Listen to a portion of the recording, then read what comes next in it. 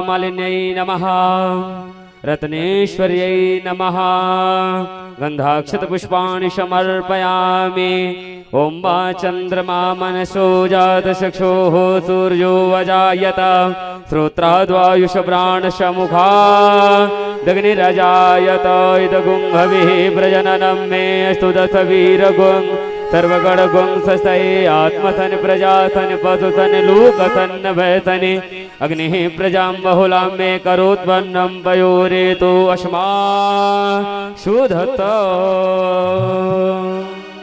श्री भागवत भगवान की है आरती, पापियों को पाप से है तारती। श्री भागवत भगवान की है आरती, पापियों को पाप से है तारती। अमर ग्रंथ ये मुक्ति पंथी ये पंचम वेद निराला, नव ज्योति जगाने वाला। यह अमर ग्रंथ यह मुक्ति पंथ यह पंचम वेद निराला, नव ज्योति जगाने वाला। हरि नाम यही हरि धाम यही, हरि नाम यही हरि धाम यही, हरि नाम यही हरि धाम यही, हरि नाम यही हरि धाम यही। यही जगमंगल की हो पापियों को पाप से है तारती। श्री भागवत भगवान की है आरती, पापियों को पाप से है तारती। शांति गीत पावन पुनीत पापों को मिटाने वाला, हरि दर्श कराने वाला। यह शांति गीत पावन पुनीत पापों को मिटाने वाला, हरि दर्श कराने वाला।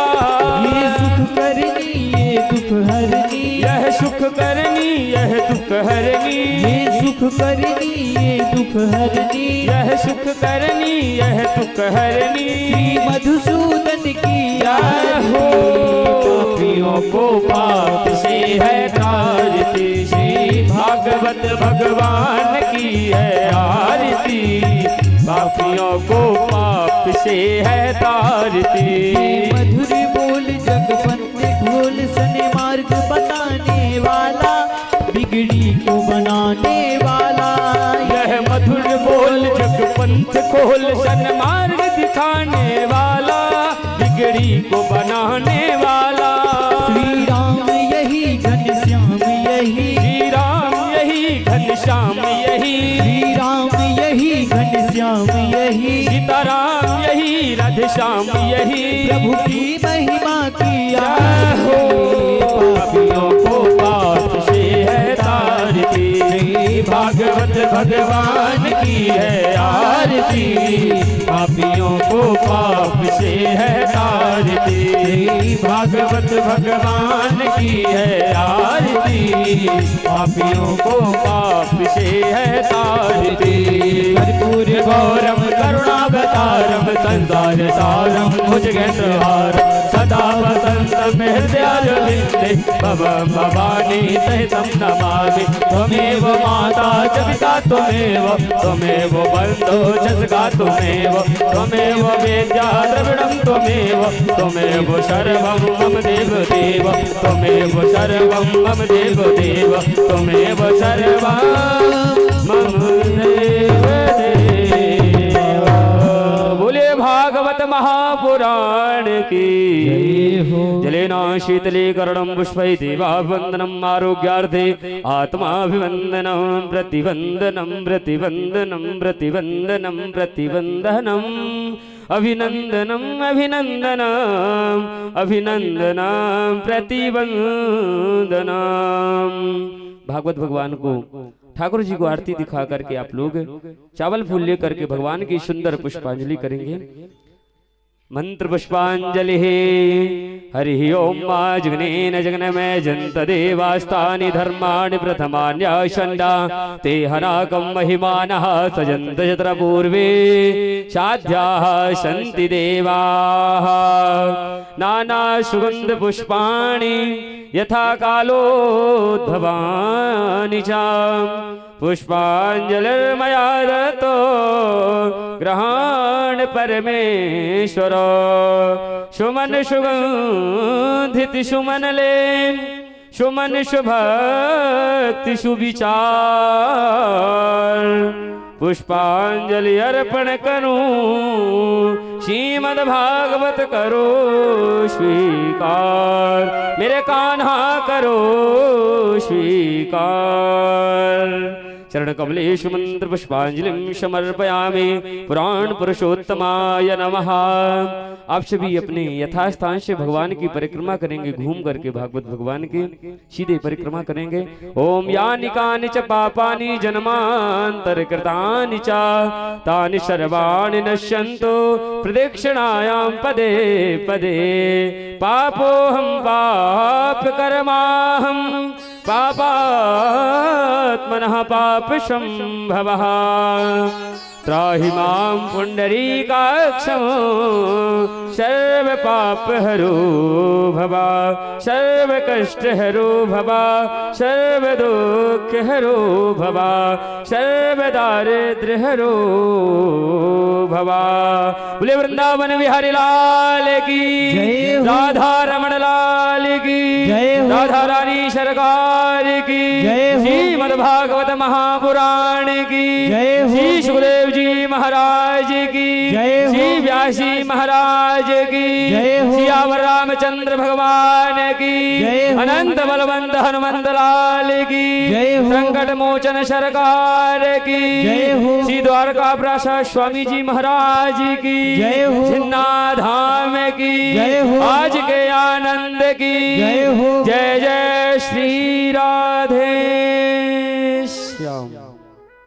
आप सभी आरती लेकर के अपने यथास्थान पर बैठ जाएंगे। बड़ा ही सुंदर बड़ा ही पावन सौभाग्य आप सभी को प्राप्त हुआ है, जो कि आपके ग्राम गोली में हर वर्ष की भांति इस वर्ष भी बड़े ही धूमधाम बड़े ही दिव्य भव्य उत्सव के साथ यह श्रीमद् भागवत कथा प्रारंभ हो रही है।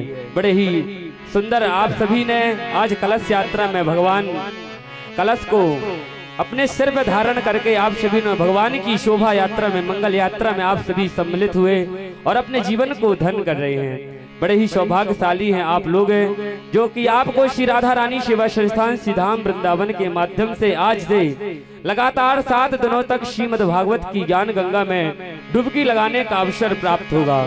और बड़े ही बुजुर्गों का आप सभी के सहयोग से यह बड़ी ही दिव्य भव्य संगीतमय श्रीमद् भागवत कथा का आयोजन हुआ है। तो आप सभी अपने मानव जीवन को धन्य करें, कृतार्थ करें इस पावन सी कथा को रसस्वादन कर और इस भागवत में अपना तन मन धन के साथ सहयोग कर अपने लोक को सुधारे और परलोक को सुधारे। धन्यवाद। जय जय श्री राम। राधे राधे राधे जय श्री राधे।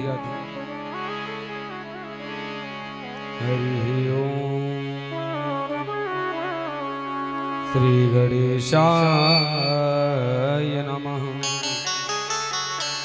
श्री गुरु चरण कमलेभ्यो नमः। श्रीमद् भागवत महापुराण पुरुषोत्तमाय नमः। श्री मातृपितृ चरण कमल देवताभ्यो नमः। लंबोदरम परम सुंदरमेकदंतम रक्तांबरम त्रिनयनम परमं पवित्रम उद्यद्दिवाकर्णिभोज्ज्वलकान्तिकान्तम् विघ्नेश्वरं सकलविघ्नहरं नमामि। कृष्णाय वासुदेवाय हरये परमात्मने प्रणतक्लेशनाशाय गोविन्दाय नमो नमः। वसुदेवसुतं देवं कंसचाणूरमर्दनं देवकी परमानन्दं कृष्णं वन्दे जगद्गुरुम् अतुलितबलधामं हैमशैलावधेहम् धनुजवन कृशाणुं ज्ञानिनामाग्रण्यम् सकलगुणनिधानं वारणानामधीशम् रघुपतिप्रियभक्तं वातिजातं नमामि रामाय रामभद्राय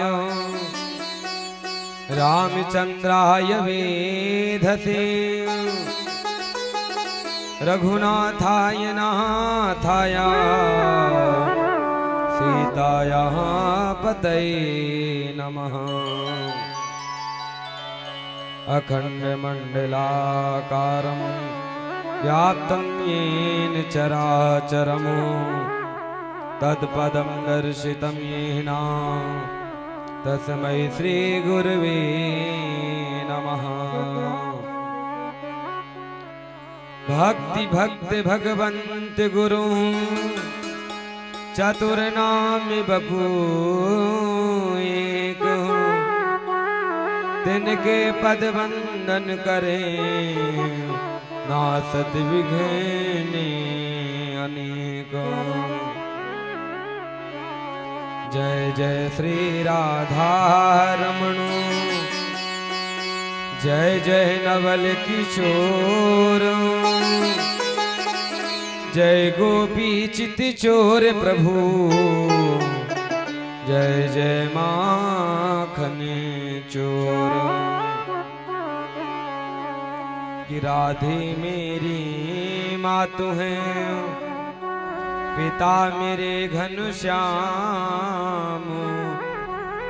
इन दोनों के चरणों में मेरा बारंबार प्रणाम कि बुद्धिहीन तनु जान गे कि सुमिरहूं पवनी कुमार बलि बुद्धि विद्या देहु मही हरहूं कलेश विकार श्री राम में सब जग जानी करहूं प्रणाम जोरी जुग पानी सीता राम चरण रति मोरे अनुदिन बढ़हूं अनुग्रह तोरे हरे राम राम राम हरे हरे हरे कृष्ण कृष्ण कृष्ण हरे हरे आए हो तो प्रेम से लो प्रभु का नाम आप सभी भक्तों को गोकर्ण की राधे श्याम बोले वृंदावन में हरिलाल की जय हो श्रीमद् भागवत महापुराण की जय हो श्री राधा रानी सरकार की जय हो श्री राजा रामचंद्र भगवान की जय हो श्री भाटे वाले हनुमान जी महाराज की जय हो श्री शंकर भगवान की जय हो श्री वेद व्यास जी महाराज की जय हो श्री परीक्षित जी महाराज की जय हो आज के आनंद की जय हो गौ माता की जय हो सत्य सनातन धर्म की जय हो श्री द्वारिकादास जी महाराज की जय हो श्री बलदेव दास जी महाराज की जय हो जय जय श्री राधे श्याम। आइए कथा में प्रवेश करने से पूर्व अपने मन और वाणी को पवित्र करने के लिए 2 मिनट भगवान नाम का आश्रय लेते हैं, फिर भगवान की मंगलमयी कथा पर प्रवेश करते हैं।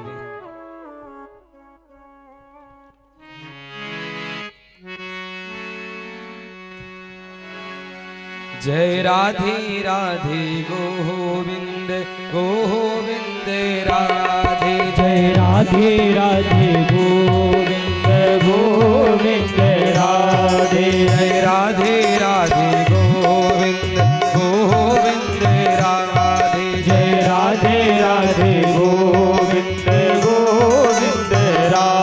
राधे गोविंद राधे राधे गोपाल राधे गोविंद राधे राधे गोपाल राधे गोविंद राधे राधे गोपाल राधे गोविंद राधे राधे गोपाल राधे राधे राधे गोविंद गोविंद राधे राधे राधे गोविंद गोविंद राधे राधे राधे गोविंद गोविंद राधे जय राधे राधे गोविंद गोविंद राधे दोनों हाथ उठा करके प्रेम से गाते हुए हरि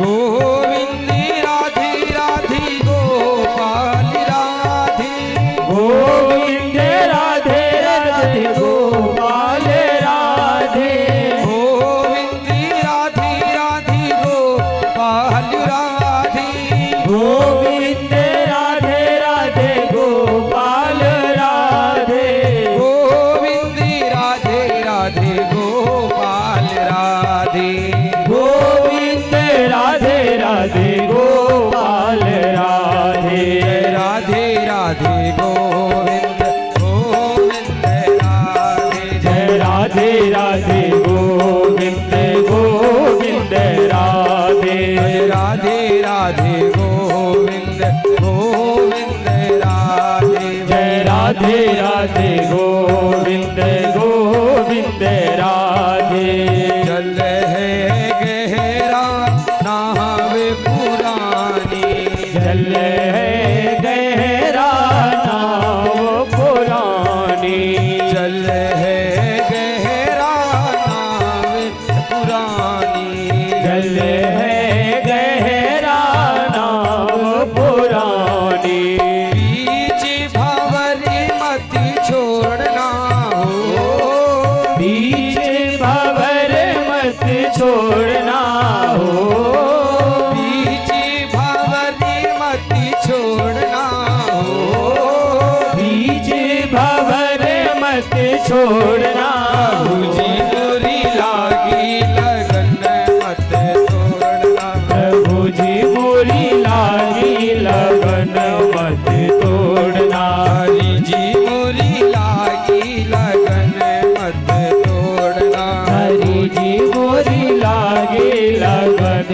मत तोड़ना राधे राधे गोविंद गोविंद राधे जय राधे राधे गोविंद गोविंद राधे राधे राधे गोविंद गोविंद राधे जय राधे राधे गोविंद गोविंद राधे गोविंद राधे गोपाल राधे गोविंद राधे गोपाल राधे गोविंद राधे गोपाल राधे गोविंद राधे गोपाल राधे गोविंद राधे गोपाल राधे गोविंद राधे गोपाल राधे राधे राधे गोविंद गोविंद राधे राधे राधे गोविंद गोविंद राधे राधे राधे गोविंद गोविंद राधे जय राधे राधे गोविंद गोविंद राधे राधे राधे गोविंद गोविंद राधे जय राधे राधे गोविंद गोविंद राधे राधे राधे गोविंद गोपाल राधे बोलिए वृंदावन में हरिलाल की जय हो श्रीमद् भागवत महापुराण की जय हो श्री राधा रानी सरकार की जय हो जय जय श्री राधे श्याम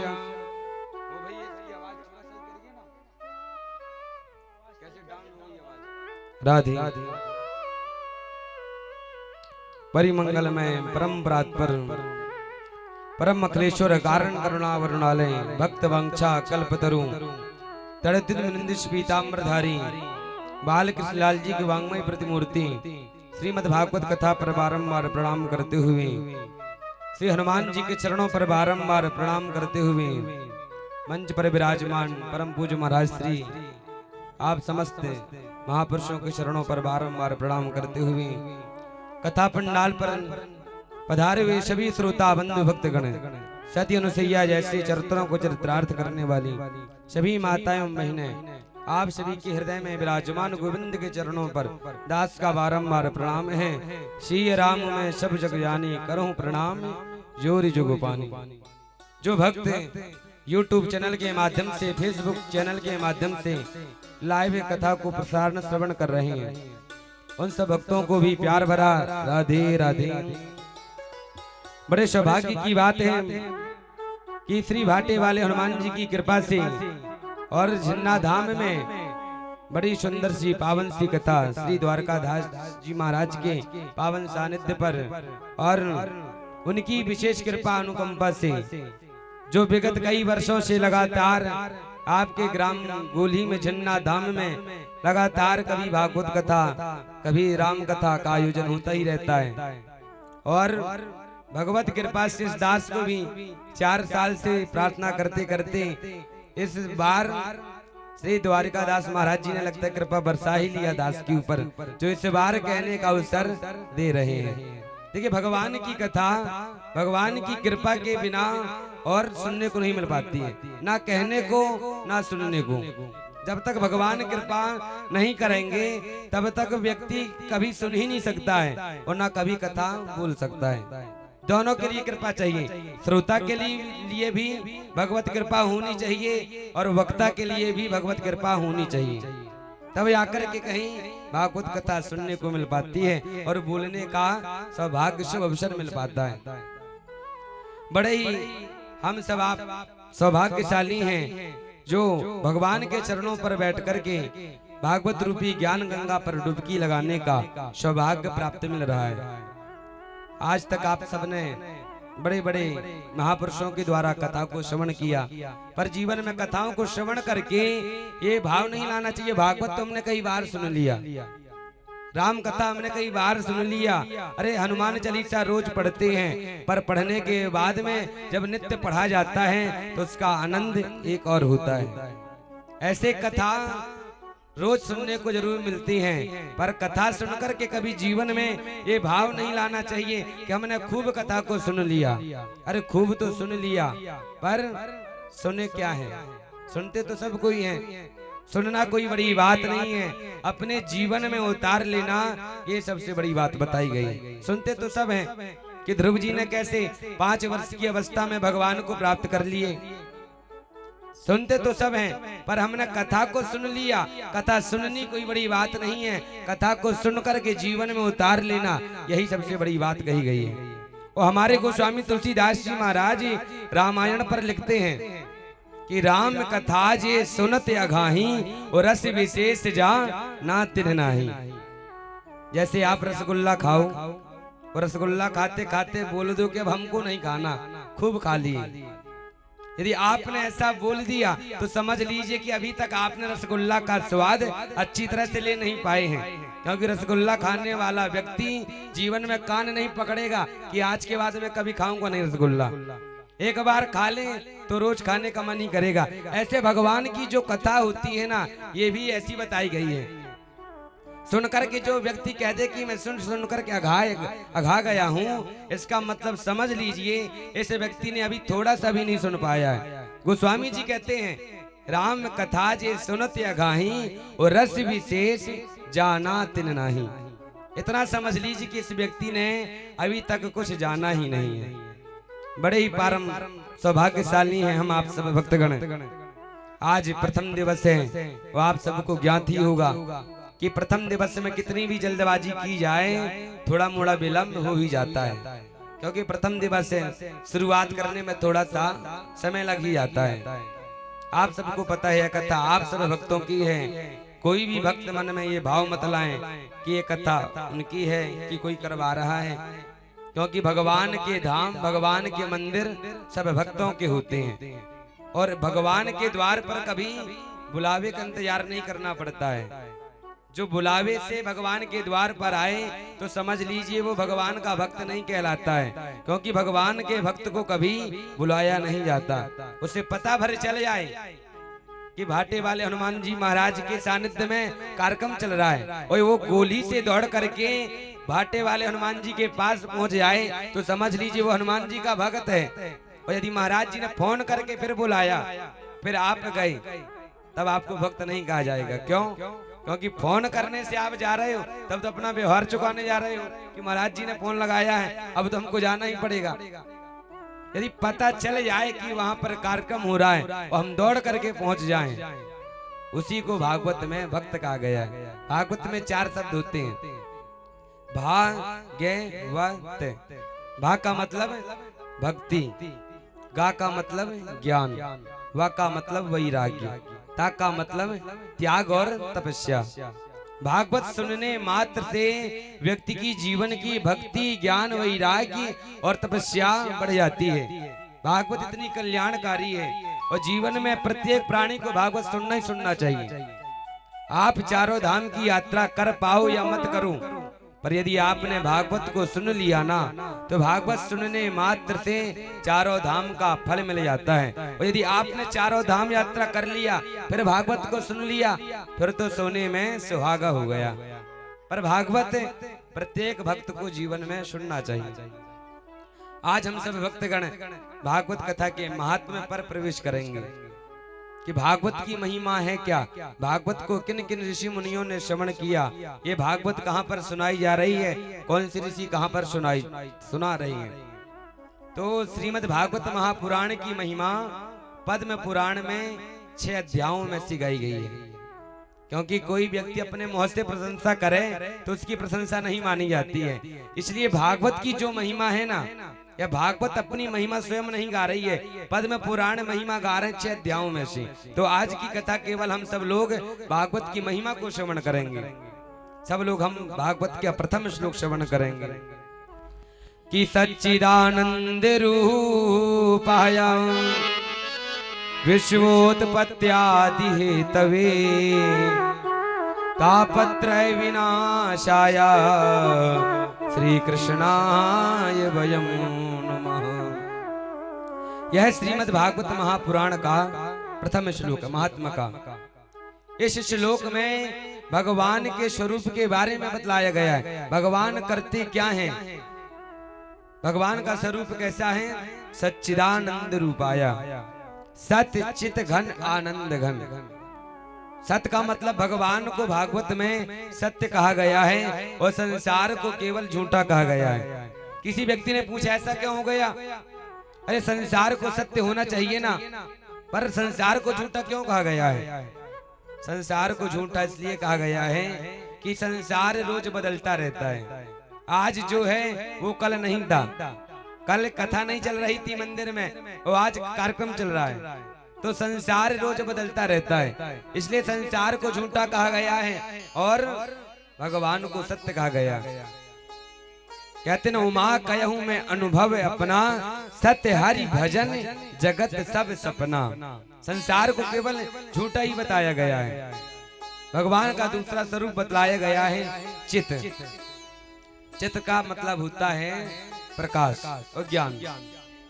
हम लोगों को अंधकार में प्रकाश की जरूरत पड़ती है, पर भगवान को अंधकार में प्रकाश की जरूरत नहीं पड़ती है। क्यों? क्योंकि भगवान स्वयं प्रकाश स्वरूप हैं। कोटि सूर्य समप्रभा, जिनके पास में करोड़ों सूर्य के समान प्रकाश है, उनको कभी अंधकार में प्रकाश की जरूरत नहीं पड़ती है। तीसरा बताया कि आनंद घन। भगवान हर भक्तों को आनंद प्रदान करने वाले हैं और आनंद प्रदान ही नहीं करते हैं, भगवान का एक नाम भी आनंद बताया गया है। आनंद भगवान कौन सा कार्य करते हैं, विश्वोत्पत्त्यादि हेतवे। भगवान विश्व का पालन करते हैं, सृजन करते हैं और सृष्टि का संहार करते हैं। सृष्टि को किसने बनाया मैया, पता है आप लोगों को? है किसको किसको पता है सृष्टि को किसने बनाया? मैया नहीं पता है? चलो नहीं पता तो बता रहे हैं। सृष्टि को ब्रह्मा जी ने बनाया। भगवान नारायण ने ही ब्रह्मा का रूप लेकर के सृष्टि की रचना करते हैं कि सृष्टि का बनाना ये केवल ब्रह्मा जी का काम है, और भगवान नारायण ही विष्णु का रूप लेकर के सृष्टि का पालन करते हैं कि सृष्टि में कोई भी जितने भी जीव जंतु हैं, पशु पक्षी जानवर हैं, कोई भी व्यक्ति संसार में भूखा प्यासा न रहे। और भगवान नारायण ही शिव का रूप लेकर के सृष्टि का संहार कर देते हैं। विश्वोत्पत्ति आदि हेतवे भगवान का काम है विश्व का पालन करना, सृजन करना, और साथ में फिर लास्ट में इसका संहार कर देना। और इतना ही नहीं बल्कि क्या करते हैं भगवान, तापत्रय विनाशाया, अपने भक्तों के तापों का विनाश करते हैं। ताप कितने प्रकार के होते हैं? 3 प्रकार के ताप होते हैं। हमारे गोस्वामी तुलसीदास जी महाराज रामायण पर बड़ा सुंदर भाव बताते हैं कि दैहिक दैविक भौतिक तापा, दैहिक दैविक भौतिक तापा, दैहिक दैविक भौतिक तापा, दैहिक दैविक भौतिक तापा। राम राज का हो नहीं व्यापा, राम राज का हो नहीं व्यापा, राम राज का हो नहीं व्यापा, राम राज का हो नहीं व्यापा। गोस्वामी तुलसीदास जी लिखते हैं रामायण में, दैहिक दैविक भौतिक तापा, 3 प्रकार के ताप खूब भक्तों को सताते हैं। आध्यात्मिक, आदि दैविक, आदि भौतिक। संसार में 3 प्रकार से व्यक्ति दुखी रहता है, आध्यात्मिक रूप से, आदि दैविक रूप से, आदि भौतिक रूप से। कोई संसार में तन से दुखी है, कोई संसार में भक्त मन से दुखी है, कोई पैसे के लिए दुखी है, पर संसार में हर भक्त, हर व्यक्ति किसी न किसी के लिए दुखी रहता ही रहता है।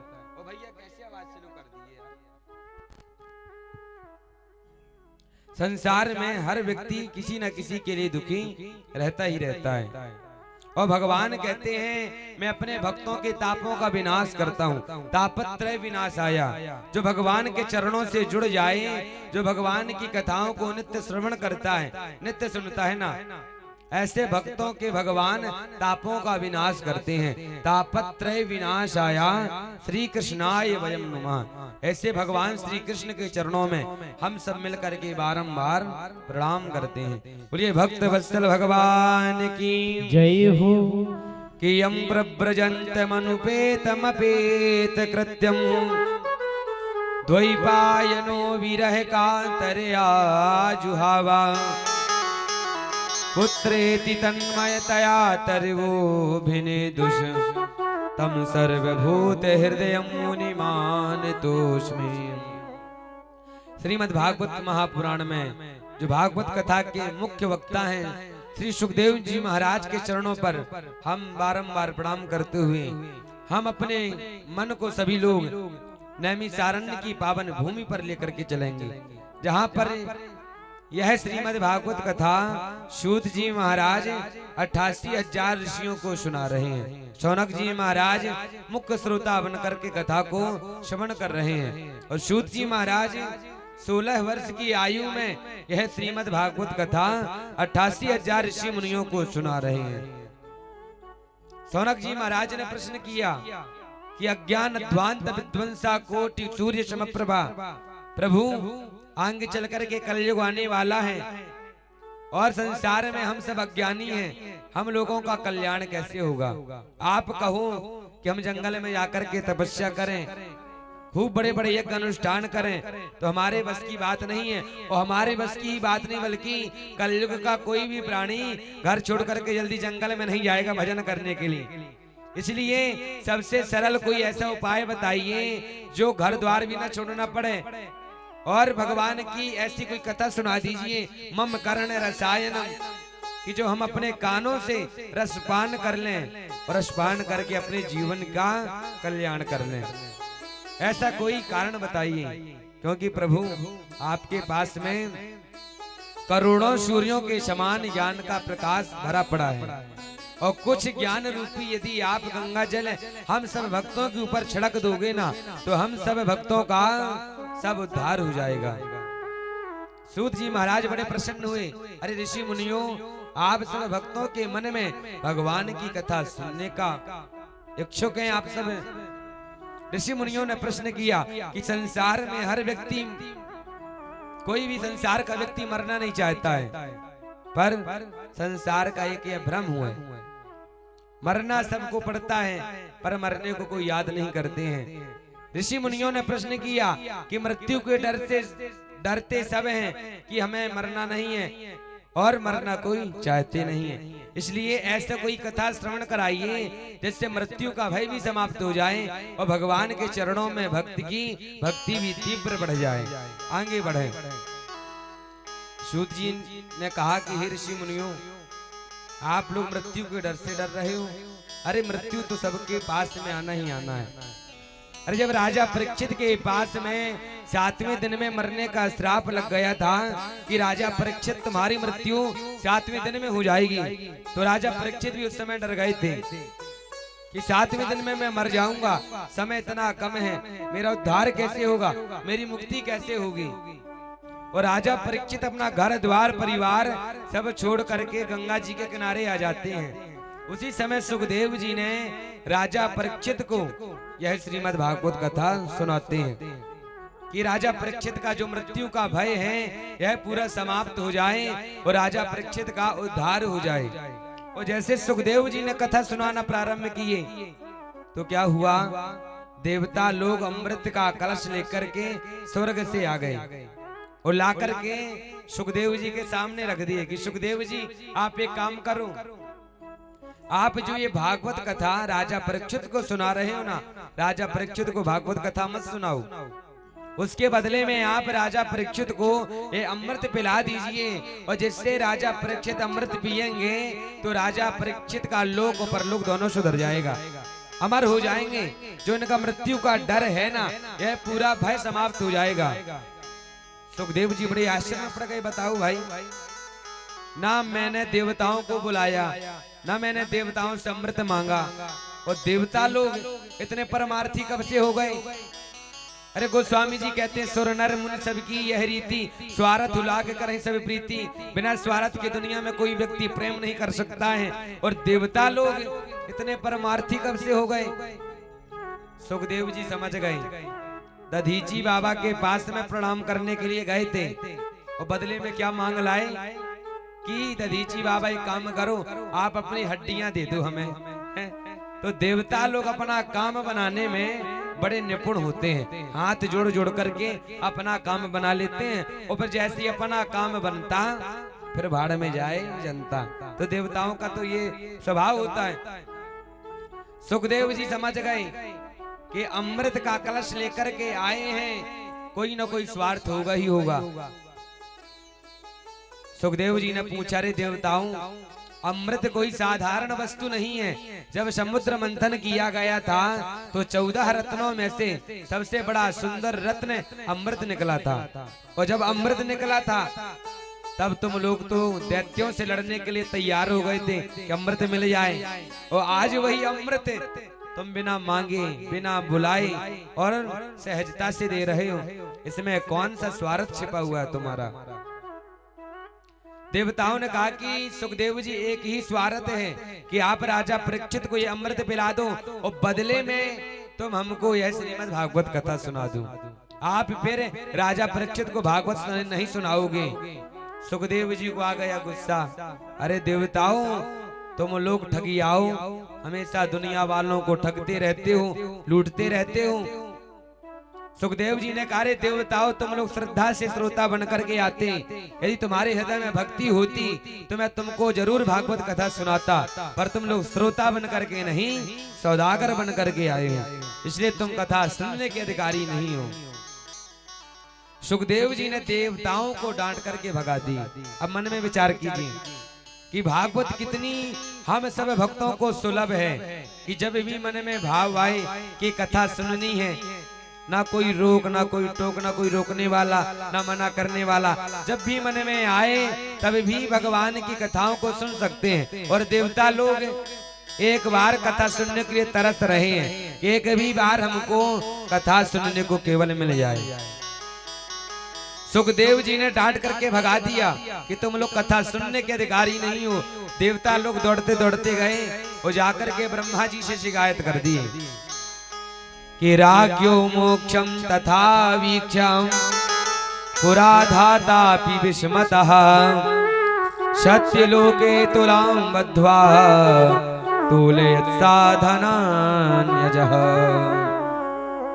जाकर के देवताओं ने ब्रह्मा जी से शिकायत किया, अरे ब्रह्मा जी, आपने ये क्या सृष्टि की रचना किया है? हम देवता लोग होकर के भी भगवान की कथा नहीं सुन पा रहे हैं और तुमने मनुष्यों को कथा सुनने का अधिकारी बनाया है। अरे क्या हम भगवान की कथा को सुन नहीं सकते हैं? ब्रह्मा जी ने कहा, देवताओं आप लोग चिंता मत करो, पहले ये तो देखो कि राजा परीक्षित का भागवत सुनने से होता क्या है।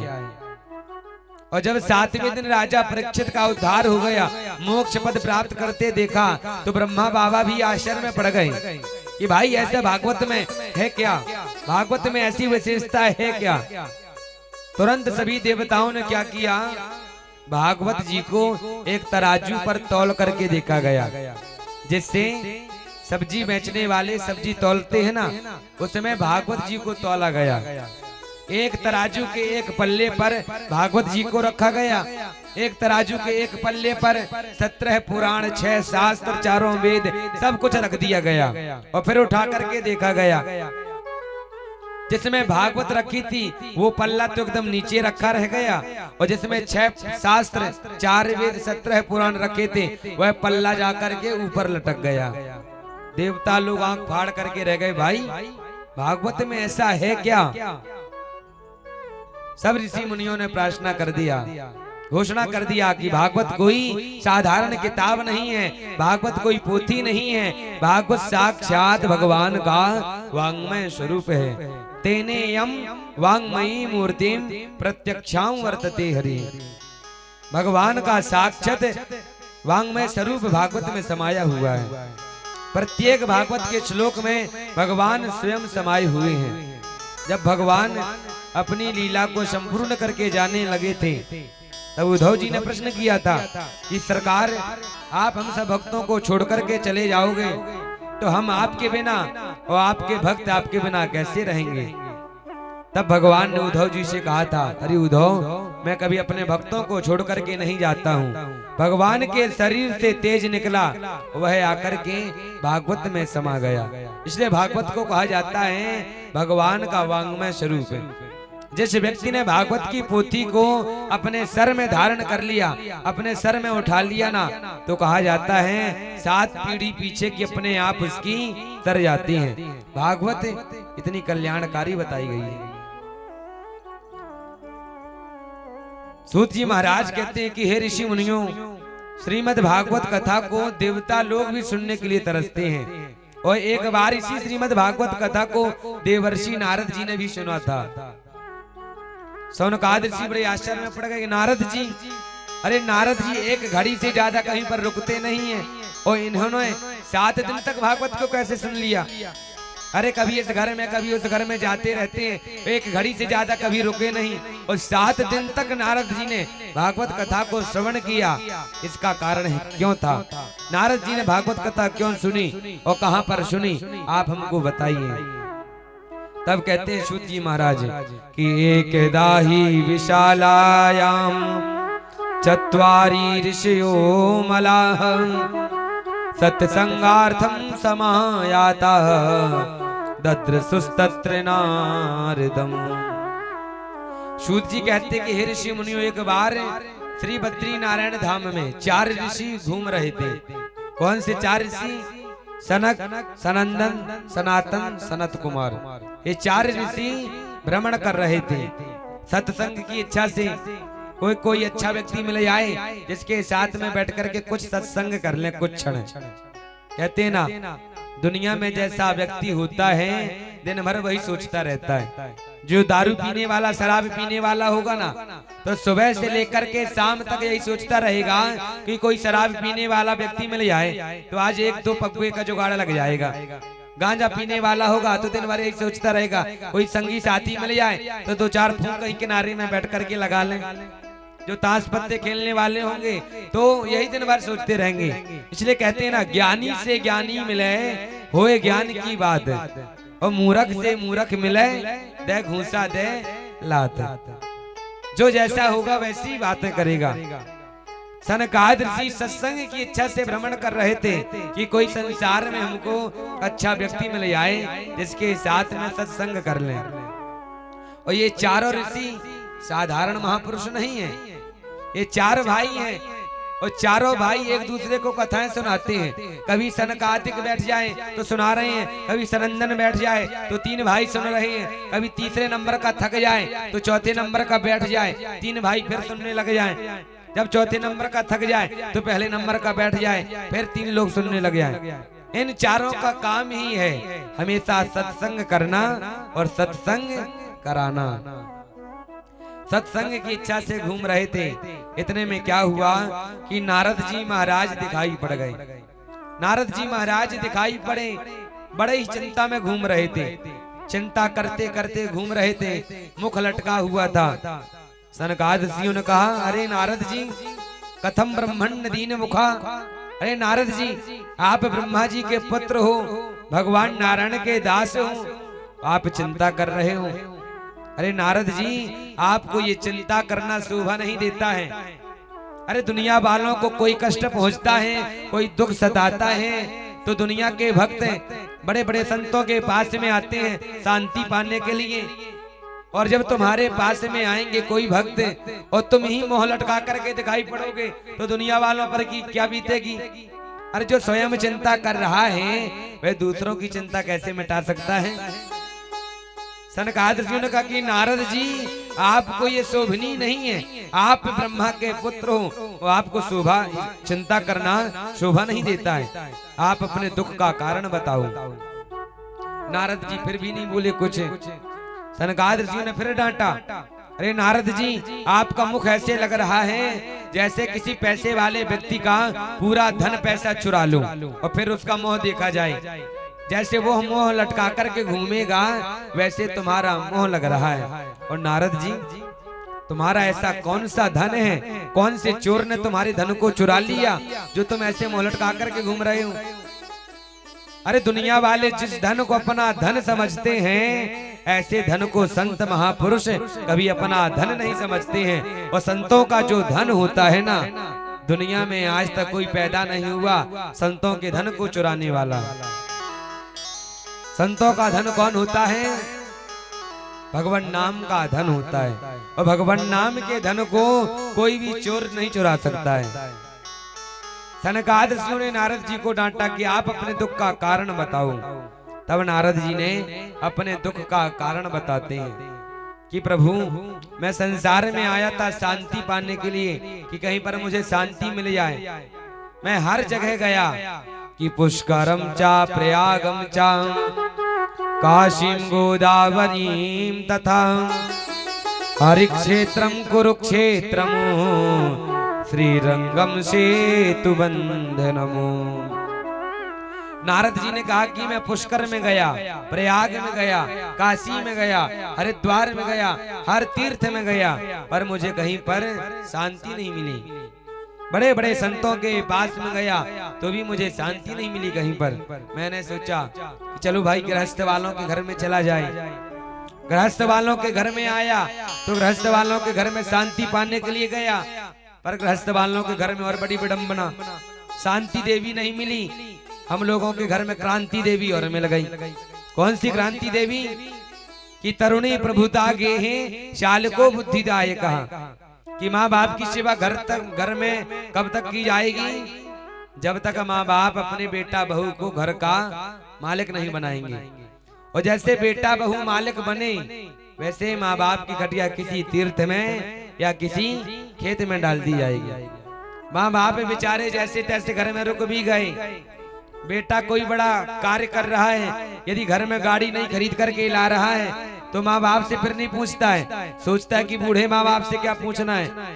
तुरंत फोन उठाएगा और ससुराल के साले साहब को फोन लगाएगा कि साले साहब जी आज मुझे गाड़ी निकालनी है और आपकी आज्ञा क्या है, गाड़ी निकाल लूं क्या। घर में माँ बाप बैठे हैं, माँ बाप से सलाह नहीं लेना है, ससुराल के साले साहब से सलाह लेना है।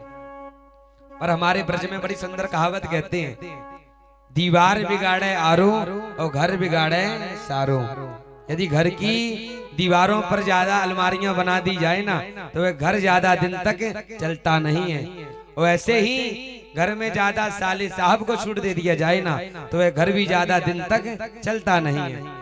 और प्रमाण क्या है, महाभारत राजा धृतराष्ट्र ने और दुर्योधन ने अपने शकुनी मामा की बुद्धि लिया था, और बुद्धि लिया तो घर पूरा विध्वंस ही हो गया एकदम। और भागवत में इसी बात को कहा गया, सियाल को बुद्धि दाए कहा, जो ससुराल के साले साहब की बुद्धि ज्यादा लेगा ना उसके घर में भी महाभारत होगी ही होगी। नारद जी ने कहा कि जैसे मैंने गृहस्थ वालों के घर में प्रवेश किया तो गृहस्थ वालों के घर में सबसे बड़ी विडंबना यही है, सबसे बड़ी विडंबना और क्या है, दंपत्ति नाम च कलकनम, पति पत्नी में ही रोज महाभारत होता है, आपस में लड़ते हैं। नारद जी ने कहा कि जैसे मैंने गृहस्थ वालों का ये आश्चर्य देखा मुझे बड़ा दुख हुआ, मैंने सोचा कि अब मुझे यहाँ पर शांति नहीं मिलेगी, अब मुझे श्रीधाम वृंदावन में जाना चाहिए। नारद जी उसी समय श्रीधाम वृंदावन के लिए चल देते हैं, और वृंदावन धाम में जैसे जमुना जी के किनारे पहुंचे नारद जी बड़े प्रसन्न हो गए। ये वृंदावन धाम यमुना जी का किनारा तो बड़ा सुंदर लग रहा है, पर वृंदावन में भी बड़ा आश्चर्य देखते हैं। कौन सा आश्चर्य कि यमुना जी के किनारे एक नई नवेली स्त्री बैठी है, उसकी गोदी पर दो बुढ़े व्यक्ति अपना मूड लगा करके लेटे हुए हैं। कुछ देवियां पंखा हिला रही, कोई पानी पिला रही है, कोई पसीना पोंछ रही है। नारद जी ने बड़ा आश्चर्य देखा कि भाई ये नई नवेली स्त्री कौन है, ये दोनों बुढ़े व्यक्ति कौन है। नारद जी को लगा कि जाकर के पूछूं अब मैं जाकर के कौन है, और जैसे ही पूछने के लिए आगे बढ़े फिर रुक गए। अरे भाई माताओं का समुदाय लगा हुआ है, वो कहा जाता है जब आपस में माताएं लोग बात करती हैं तो माताओं के स्वभाव को फिर ब्रह्मा जी भी नहीं जान पाते। जब बात करते करते कब रोना शुरू कर दें और कब बातों बात में ठहाके मार के हंसना शुरू कर दें, इनका स्वभाव को ब्रह्मा जी भी नहीं जान पाते हैं कि कब रोना शुरू कर दें कब हंसना शुरू कर दें। नारद जी को लगा कि कहीं मैं चला गया और मैंने जाकर के कुछ पूछा और कहीं देवी जी ने डांट करके भगा दिया, अरे बाबा बैरागी कहा तू यहाँ पर राम राम करते आ गया, चल भागे यहाँ से। नारद जी फिर रुक गए, अरे कहीं ऐसा न कि ललकार करके भगा दें। फिर जाने लगे लौट करके वापस, पर मन में तो भी वो समस्या खड़ी हो गई, अरे एक बार पूछूंगा तो जरूर जा करके। फिर मन में सोचे गाली मिले चाहे कुछ भी मिले अब तो जाकर के पूछूंगा ही पूछूंगा, और दौड़ करके गए और जाकर के पूछने लगे, काशित्वम, अरे देवी तुम कौन हो, तुम्हारा नाम है क्या। उस देवी ने बड़ा सुंदर अपना परिचय दिया कि मैं कौन हूँ, कि अहम भक्ति रीति ख्याता इमो में तनयो मत हूँ, ज्ञान वैरागी ना मानव काल योगेन जर्जरो। उस देवी ने अपना परिचय बताया कि नारद जी मेरा नाम भक्ति महारानी है, मैं दक्षिण भारत पर पैदा हुई हूँ, कहीं कहीं पर मेरा सम्मान हुआ, कई कई देशों से मुझे पाखंडियों से पीड़ित होकर के भागना पड़ा। और नारद जी जो दोनों ये बुढ़े व्यक्ति लेटे हुए हैं ना मेरी गोदी में, यह कोई और नहीं है, ये मेरे दोनों पुत्र हैं ज्ञान और वैराग्य। नारद जी बड़ी आश्चर्य में, अरे देवी आप ये क्या बोल रही हो, आप इनकी माँ हो और ये आपके बेटा है ज्ञान वैराग्य। भक्ति महारानी ने कहा कि हाँ नारद जी, समय का प्रभाव देखिए कि माँ नई नवेली बनी बैठी है और मेरे दोनों बेटा बुढ़े हो गए हैं। बताइए माँ के लिए कितने जीवन का बड़ा दुख है कि माँ नई नवेली बैठी है और मेरे बेटा दोनों बुढ़े हो गए हैं। नारद जी समझ गए कि कलयुग में भक्ति तो खूब है पर ज्ञान नहीं है, और जिस भक्ति में ज्ञान नहीं है, वैराग्य नहीं है, वह भक्ति किसी काम की नहीं है। और जिसके जीवन में ज्ञान है, वैराग्य है, और जीवन में भक्ति नहीं है, तो ज्ञान वैराग्य में यदि भक्ति नहीं है तो भक्ति के बिना भी ज्ञान वैराग्य को अधूरा बताया गया है। एक दूसरे के बिना सब अधूरे बताए गए हैं। नारद जी समझ गए कि कलयुग में भक्ति खूब है, इसलिए भक्ति तो ताता थैया करके नाच रही है, पर ज्ञान वैराग्य नहीं है, इसलिए ज्ञान वैराग्य दोनों बुढ़े हो चुके हैं। भक्ति महारानी ने संकल्प लिया, रे नारद जी, यदि मेरे बेटा की यही समस्या रही आएगी ना, तो इदम स्थानम प्रत्यज्या विदेशम गम्यते मया, मैं यह वृंदावन धाम को छोड़ करके ना विदेश भाग करके चली जाऊंगी। नारद जी ने करे, देवी जी आप ऐसी मत करना, अरे आप भगवान की प्राण वल्लभा हो, और जहां आप रहती हो वहां पर तो गोविंद को आना ही आना पड़ता है, वहां पर परमात्मा को आना पड़ता है, और आप अपने प्रभु का धाम छोड़ करके विदेश भाग करके चली जाओगी। नारद जी ने भक्ति महारानी को समझाए कि विदेश में अमेरिका में कुछ नहीं रखा, और आजकल तो विदेशियों को भी बुद्धि ठिकाने में लग गई है। अब वह लोग भी विदेश अमेरिका छोड़ करके वृंदावन में आ रहे हैं अपना कल्याण करने के लिए। वो लोग भी समझ गए हैं कि आज तक हम लोगों ने अपने जीवन को केवल बर्बाद किया। जो कथाएं, जो भगवान का दर्शन भारत देश में करने को मिलता है, भगवान की कथाएं सुनने को मिलती हैं, वह विदेश अमेरिका में सुनने को नहीं मिलती। और भारत में कभी एक गांव में कथा पूरी भई तो दूसरे गांव में शुरू हो गई, और अमेरिका में एक साल में कई जगह पर शुरू हो रही है। तो आजकल तो अमेरिका के विदेशियों को भी लग रहा है कि हम लोग भी भारत देश में जाकर के अपने जीवन का कल्याण कर लें। नारद जी ने भक्ति महारानी को समझाया, आप भगवान की प्राण वल्लभा हो, और आपको भगवान का वृंदावन धाम यह छोड़ने का, और आपके मुखारबिंद से जो आप बोल रही हैं आपको शोभा नहीं देता है। अरे वृंदावन धाम में हर व्यक्ति को रहने का आवास नहीं मिलता है, हर व्यक्ति वृंदावन धाम नहीं आ पाता है। सोचते सब हैं कि हमें वृंदावन जाना है, पर जा नहीं पाते हैं। जिनके ऊपर गोविंद की कृपा होती है वही श्री धाम वृंदावन पहुंच पाते हैं। और भक्ति महारानी आप वृंदावन धाम को छोड़ करके जाने की बात कर रही हो, अरे आपके मुखार बिंद से यह शोभा नहीं देता है। नारद जी ने कहा कि वृंदावन शोभन नहीं, नंदगांव शोगाम, बंसी वट सोवट नहीं, श्री राम कृष्ण शो नाम। कि वृंदावन धाम जैसा कोई वन नहीं है, और आप भगवान का धाम छोड़ करके जाओगे, आपको अच्छा नहीं लग रहा है। बोलिए वृंदावन में हरिलाल की जय हो। आइए एक बार हम सब लोग वृंदावन चलते हैं बिहारी जी के चरणों पर प्रार्थना करने के लिए कि हे प्रभु, हे बिहारी जी, आपके झन्ना धाम में बड़ी सुंदर सी पावन सी कथा चल रही है, और इस कथा में आप स्वयं आकर के इस कथा को दिव्य और भव्य रूप से पूर्ण करें, और सभी भक्तों के हृदय में भक्ति को तीव्र बढ़ाएं। कि वृंदावनी जाने को जी चाहता है, वृंदावनी जाने को जी चाहता है, वृंदावन जाने को जी चाहता है, वृंदावनी जाने को जी चाहता है, वृंदावन जाने को जी चाहता है, वृंदावनी जाने को जी चाहता है, वृंदावन जाने को जी चाहता है, वृंदावनी जाने को जी चाहता है, वृंदावन जाने को जी चाहता है, राधे राधे गाने को जी चाहता है, राधे राधे गाने को जी चाहता है, राधे राधे गाने को जी चाहता है, राधे राधे गाने को जी चाहता है। दोनों हाथ उठा करके वृंदावन में हरि लाल की जय हो।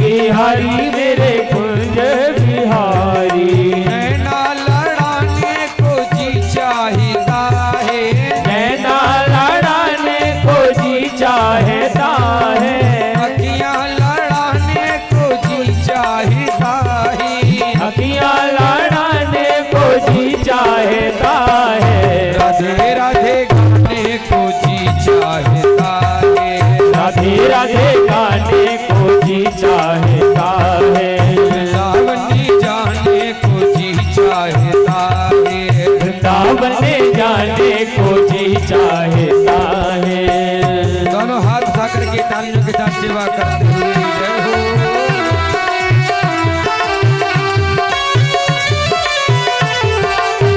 हरि बोल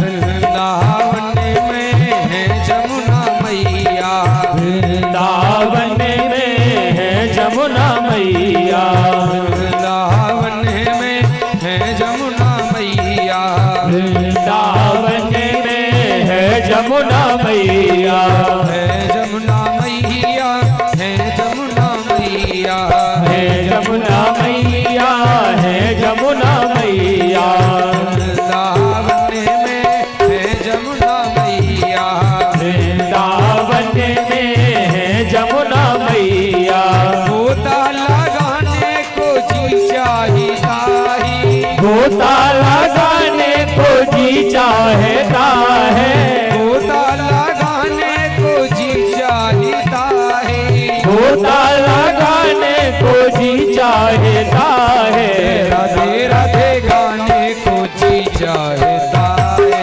राधे राधे गाने को जी चाहता है वृंदावनी जाने को जी चाहता है वृंदावन जाने को जी चाहता है राधे राधे गाने को जी चाहता है राधे राधे गाने को जी चाहता है जय हो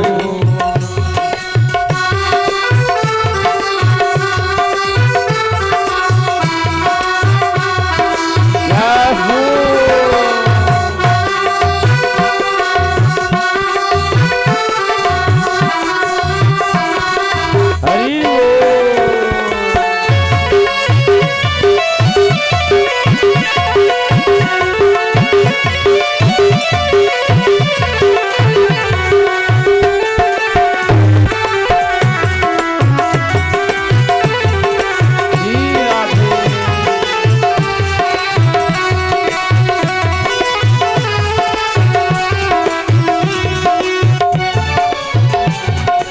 वृंदावन में है ब्रजी रानी वृंदावन में है ब्रज रानी है ब्रजी रानी हाँ है राधा रानी है ब्रज रानी है राधा रानी वृंदावन में है ब्रजी रानी वृंदावन में है ब्रज रानी ब्रज में समाने को जी चाहता है ब्रज में समाने को जी चाहता है ब्रज में समाने को जी चाहता है ब्रज में समाने को जी चाहता है राधे राधे गाने को जी चाहता है राधे राधे गाने को जी चाहता है वृंदावनी जाने को जी चाहता है राधे राधे गाने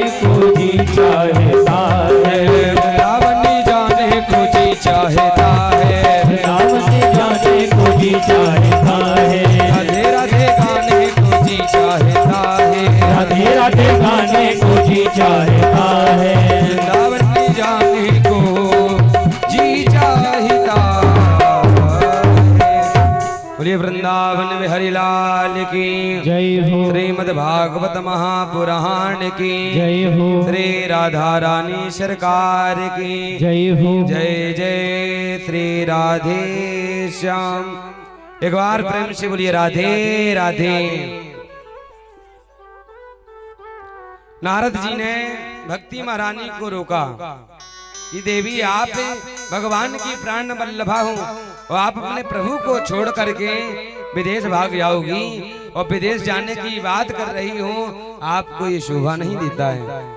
अरे विदेश जाने से व्यक्ति पैसा खूब कमाता है, पर विदेश जाने से व्यक्ति अपनी भाषा भी बोलना छोड़ देता है, अंग्रेजी केवल बोलना सीख लेता है और खूब अंग्रेजी बोलता रहता है। फिर एक व्यक्ति था विदेश चला गया और विदेश गया जाकर के खूब पैसा दाम कमाया और खूब पैसा दाम कमा करके अपने गांव लौट करके आया। और जैसे ही गांव में लौट करके आया तो विदेश में रह कर किसने अंग्रेजी के 3 शब्द सीख लिया था। 3 शब्द, यस और नो और गुड, 3 शब्द सीखा और तीनों का अर्थ ही नहीं सीखा कि यस का मतलब क्या होता है, नो का मतलब क्या होता है और गुड का मतलब क्या होता है। 3 शब्द सीख करके आ गया और जैसे ही गांव में आया तो कहते नहीं कोई भी गांव का बालक बाहर रहना लग जाए तो उसके आव भाव प्रभाव सब बदल जाते हैं। और जैसे ही 2-4 महीने के बाद वो लौट करके आया, अब कोई भी गांव के बूढ़े बुजुर्ग व्यक्ति पूछे बेटा तू कैसा है, तो तुरंत अंग्रेजी के शब्द बोले no no no no, yes yes yes, पर न तो उसका जवाब देना भी सटीक बैठे और जैसे ही अंग्रेजी के शब्द बोले तो गांव के तो बेचारे बूढ़े बुजुर्ग भोले भाले होते ही हैं, उनको लगे कि बताओ अंग्रेज देश को छोड़ करके चले गए पर अपनी औलादों को यहीं छोड़ गए और ये अंग्रेज की औलाद न जाने हमारे गांव में कैसे प्रकट हो गया, कम से कम हिंदी तो बोल ले। फिर गांव के दूसरे व्यक्ति मिले भाई अब तुझे कब जाना है विदेश, फिर अंग्रेजी बोले यस यस यस, न तीनों के अर्थ ही नहीं पता कि यस का मतलब है क्या, नो का मतलब है क्या, गुड का मतलब क्या है। एक बार ये व्यक्ति क्या किया, एक ट्रेन में सफर कर रहा था, ट्रेन में बैठ करके सफर कर रहा था, एक व्यक्ति का मोबाइल और पैसे चोरी हो गए और जिसके चोरी हो गए वह पूरे ट्रेन के डिब्बा में पूछते पूछते आया सबके पास में कि तुमको मिला तुमको मिला तुमको मिला, सबने तो मना कर दिया। अब इसके पास में पूछने के लिए आए, कहे बेटा तुझे मेरा मोबाइल और पैसा मिला है क्या। अब इसको ज्यादा अंग्रेजी बोलने का शौक चढ़ा था और जैसे ही उसने पूछा कि मोबाइल और पैसे तुझे मिले हैं, इसने अंग्रेजी के शब्द तुरंत बोला यस यस, और यस का मतलब होता है हाँ। उसने कहा कि भाई जब मिला है तो फिर दे। दूसरा शब्द बोला नो नो नो, और जैसे नो नो का मतलब था नो का मतलब नहीं। उसको आए गुस्सा की बताऊं, 4 घंटा से पूरे डिब्बा में मैंने ढूंढ लिया, मेरा मोबाइल पर्स किसी को नहीं मिला और ये रखे हुए हैं, और रखे रखे बोला यस यस हाँ भी, और नो मांग रहा हूं तो कह रहा है नो नो नो। उसने 2-4 बार बोला दे भाई, फिर बोला नो नो नो। आई उसको गुस्सा, 2-4 थप्पड़ लगा करके दिया तो बोलने लग गया गुड गुड गुड। बोलिए राधे राधे। नारद जी ने भक्ति महारानी को समझाया कि देखिए विदेश जाने से कुछ नहीं रखा है और आप भगवान की प्राण वल्लभा हो, आपको वृंदावन धाम छोड़ना अच्छा नहीं लग रहा है। नारद जी ने संकल्प लिया कि मैं ब्रह्मा का पुत्र हूँ नारद, भगवान नारायण का दास हूँ नारद, आप चिंता मत करो, मैं आपके दोनों बच्चों को एकदम ठीक करूंगा। नारद जी ने खूब वेद सुनाए, खूब पुराण सुनाए, पर ज्ञान वैराग्य थोड़ा ठीक हो जाए फिर मूर्छित हो जाए। आकाशवाणी हो गई, आकाशवाणी ने कहा कि नारद जी तुम जाकर के सत्कर्म करो, और नारद जी को सत्कर्म का मतलब ही नहीं पता सत्कर्म है क्या, और सत्कर्म की इच्छा से संसार में घूमना भटकना शुरू कर दिए। किसी ने नहीं बताया सत्कर्म का मतलब है क्या।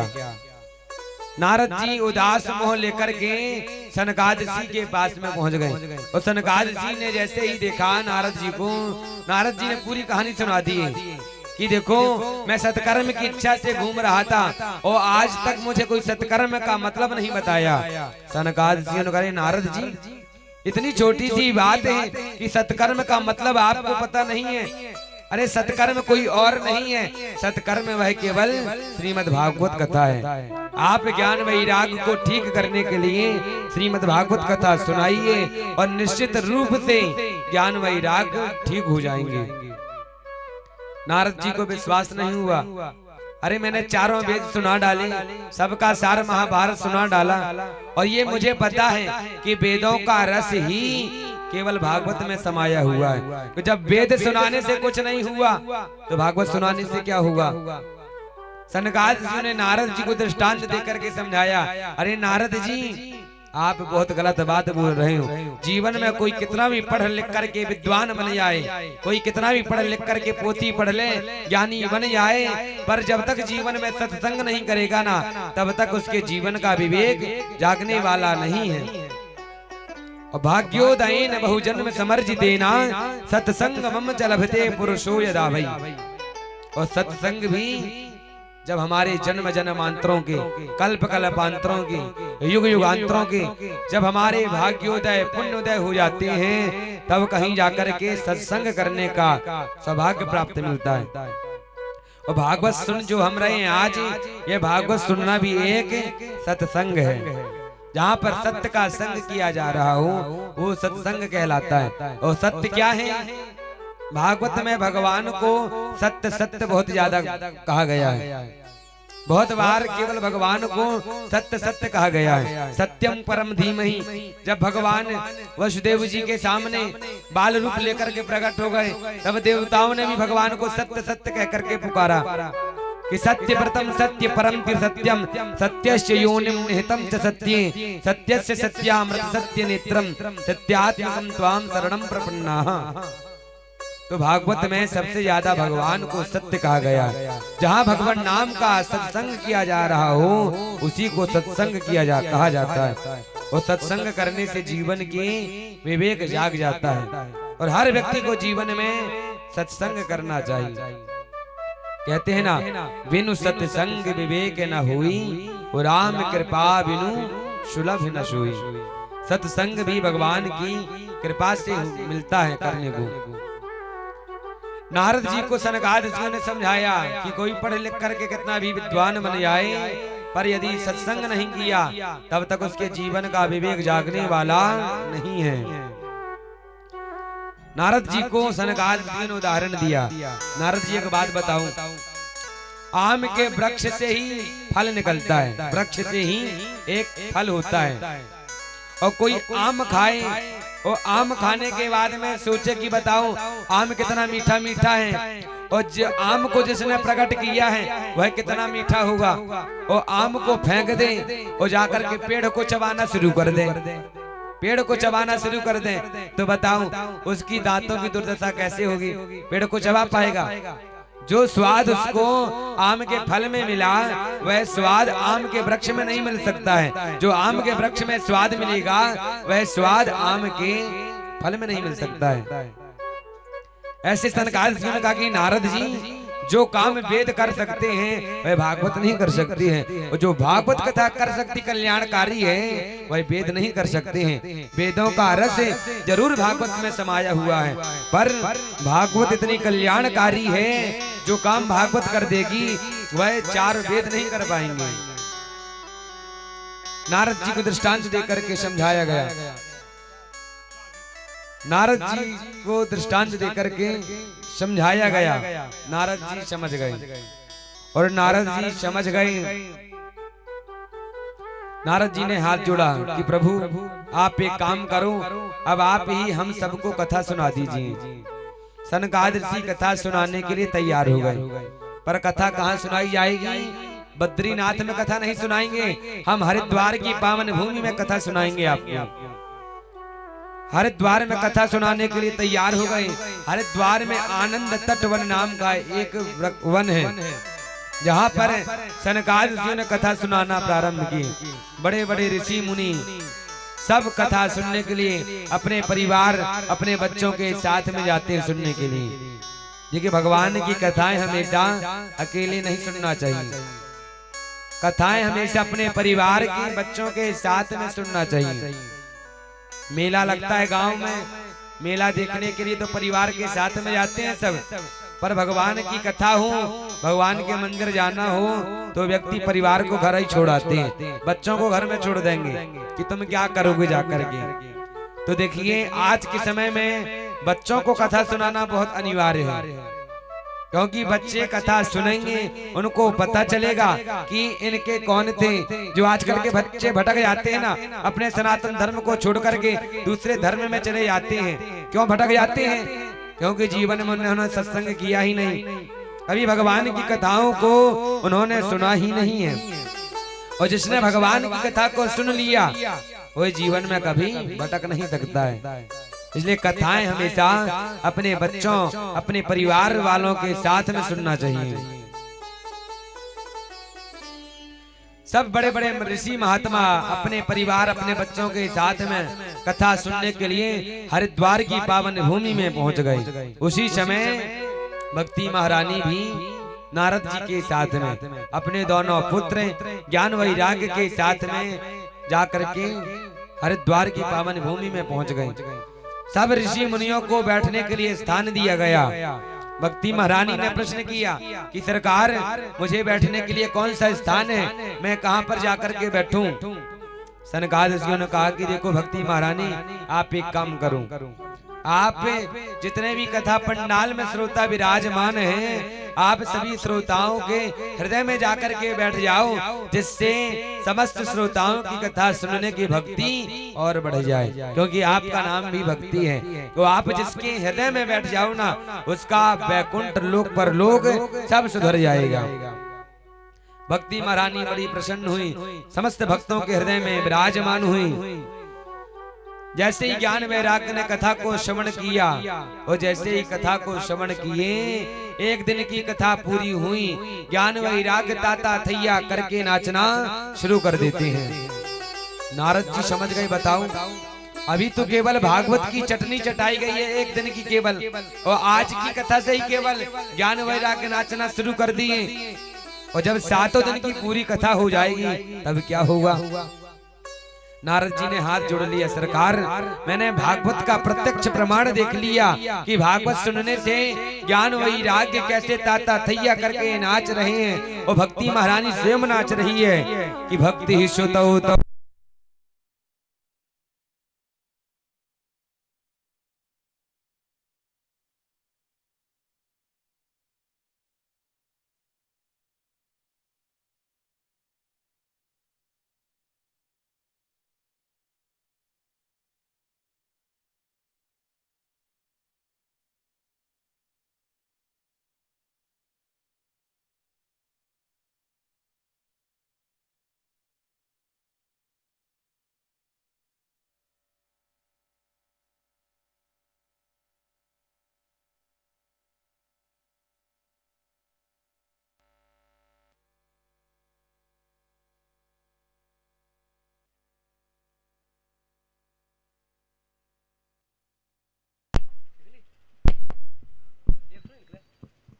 बोलिए भक्त वत्सल भगवान की जय हो। भक्ति महारानी ने भागवत की बड़ी सुंदर महिमा गाई कि भक्ति ही श्रुतौ तौ तरुणौ गृहीत्वा प्रेमैक रूपा सहसा विरासीत। श्री कृष्ण गोविंद हरे मुरारी नाथेति नामानि मुहुर्वदन्ति। भक्ति महारानी ने बड़ी सुंदर भागवत की महिमा गाई कि धन्य है श्रीमद् भागवत कथा, जिस भागवत कथा सुनने मात्र से मेरे दोनों पुत्र ज्ञान वैराग्य ताता थैया करके नाच रहे हैं। नारद जी ने प्रश्न किया कि आप मुझे एक बात बताइए सनकादिक ऋषि, कि भागवत सुनने से ज्ञान वैराग्य ठीक होते हैं अथवा पापियों के पाप भी धुल जाते हैं? किन किन लोगों का भागवत सुनने से कल्याण होता है? अब कहते हैं सनकादिक ऋषि, नारद जी आप कहते किन किन लोगों का कल्याण होता है? और भागवत में तो इतना तक लिखा है कि ये मानवः पाप कर्तस्तु सर्वदा, जिस मनुष्य ने जीवन भर पाप ही पाप किया हो और पाप के अलावा कोई दूसरा काम न किया हो, और वह भी व्यक्ति यदि अंत में भागवत को सुन ले और यदि जीते जी न सुन पाए तो मरने के बाद में भी यदि सुन लेना तो भी उस व्यक्ति का कल्याण हो सकता है। नारद जी ने कहा कि सनकादिक जी अब बहुत हो गया, अब तो सचमुच में आप गप्पे मार रहे हो एकदम। अरे जीते जी की तो बात ही छोड़ दो, मरने के बाद में भी उद्धार हो जाए ये तो बात पक्की एकदम झूठी है। अरे आज तक मरने के बाद में किसी व्यक्ति का उद्धार हुआ है जो आप ऐसी बातें बोल रहे हो? और यदि ऐसा हुआ है तो कोई प्रमाण है आपके पास में?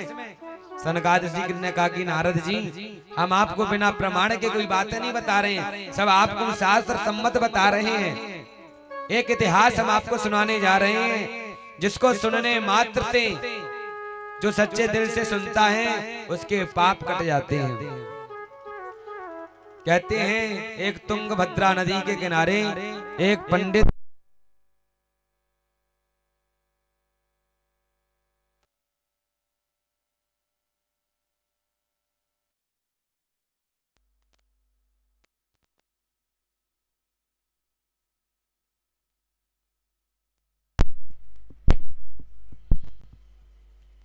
राधे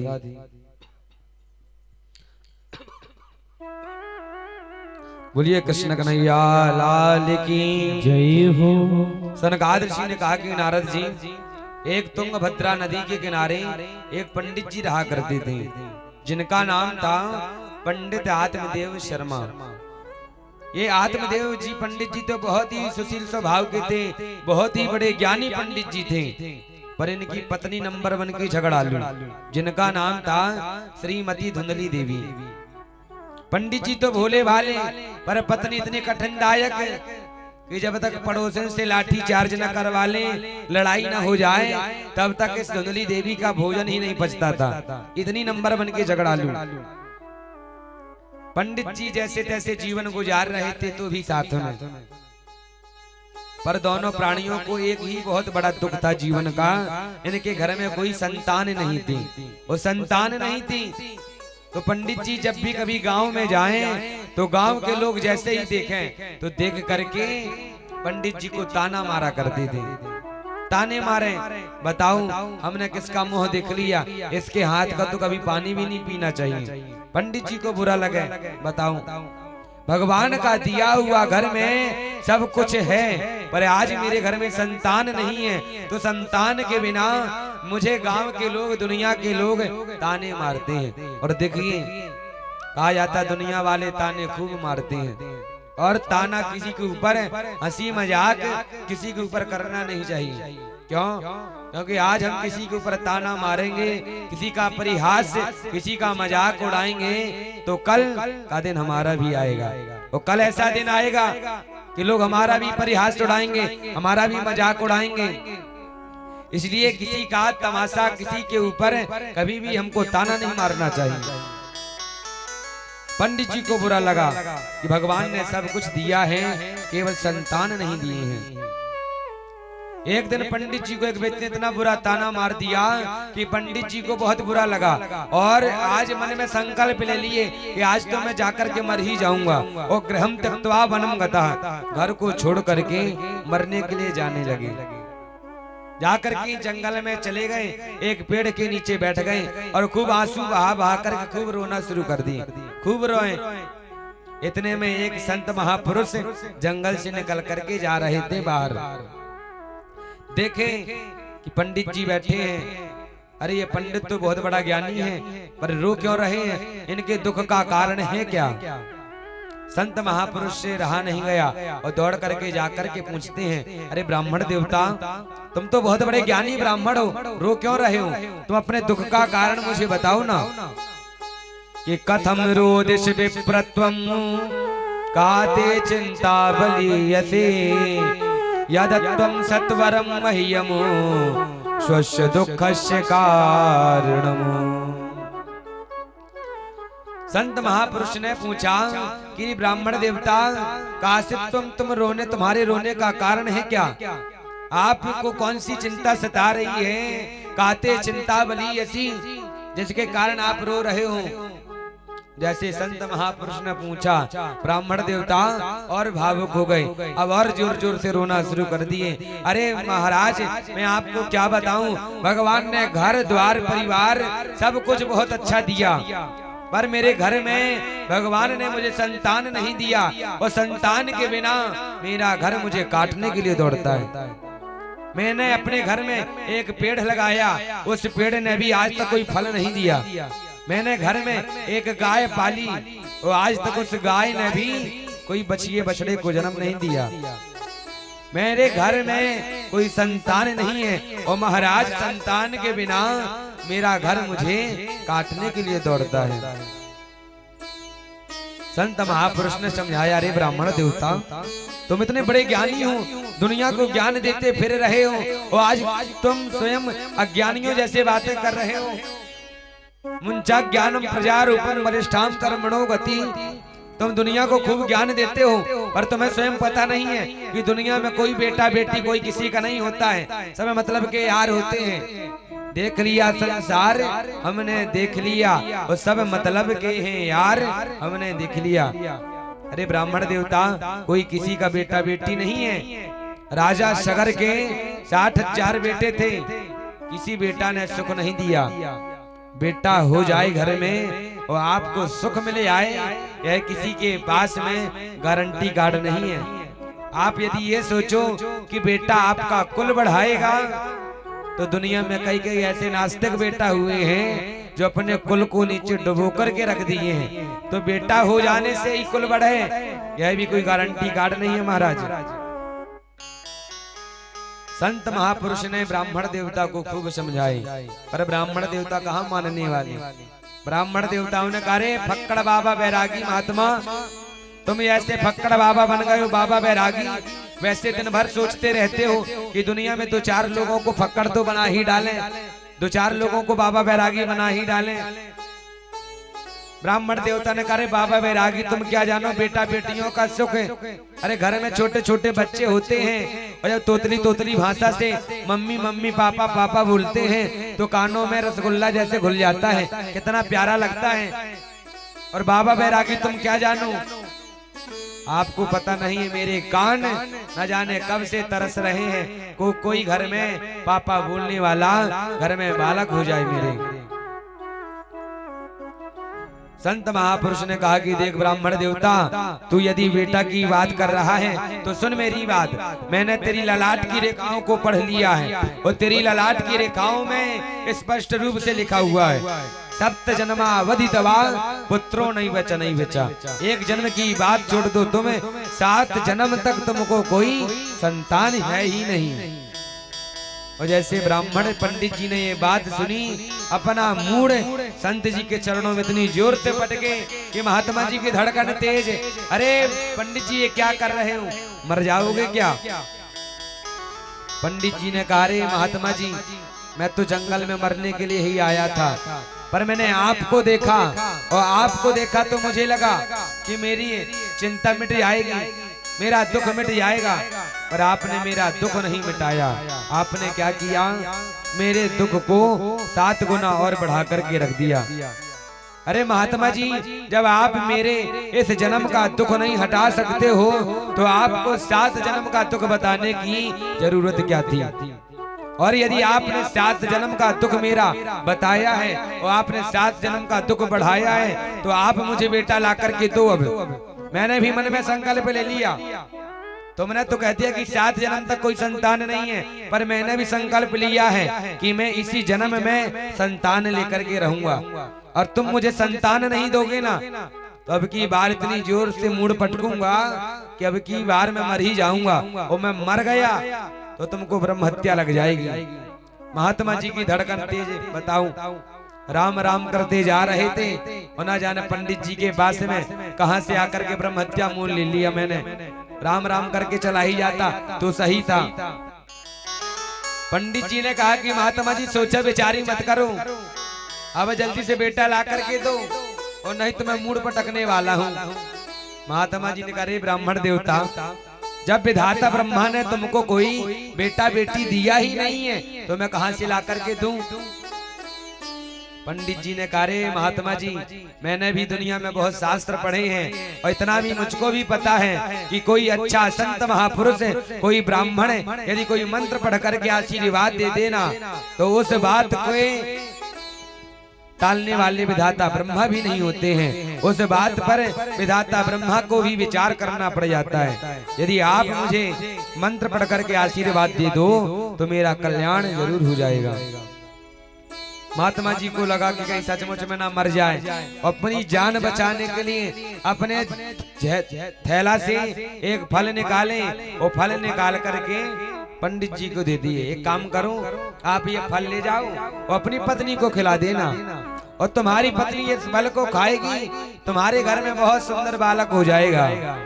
पंडित जी बड़े खुश हुए, जय हो महाराज, बन गया काम। मैंने कहा था ना कि मैं इसी जन्म में तुमसे बेटा लेकर के रहूंगा, और आपने स्वयं कहा कि तुम्हारी पत्नी इस फल को खा लेगी तो बेटा हो जाएगा।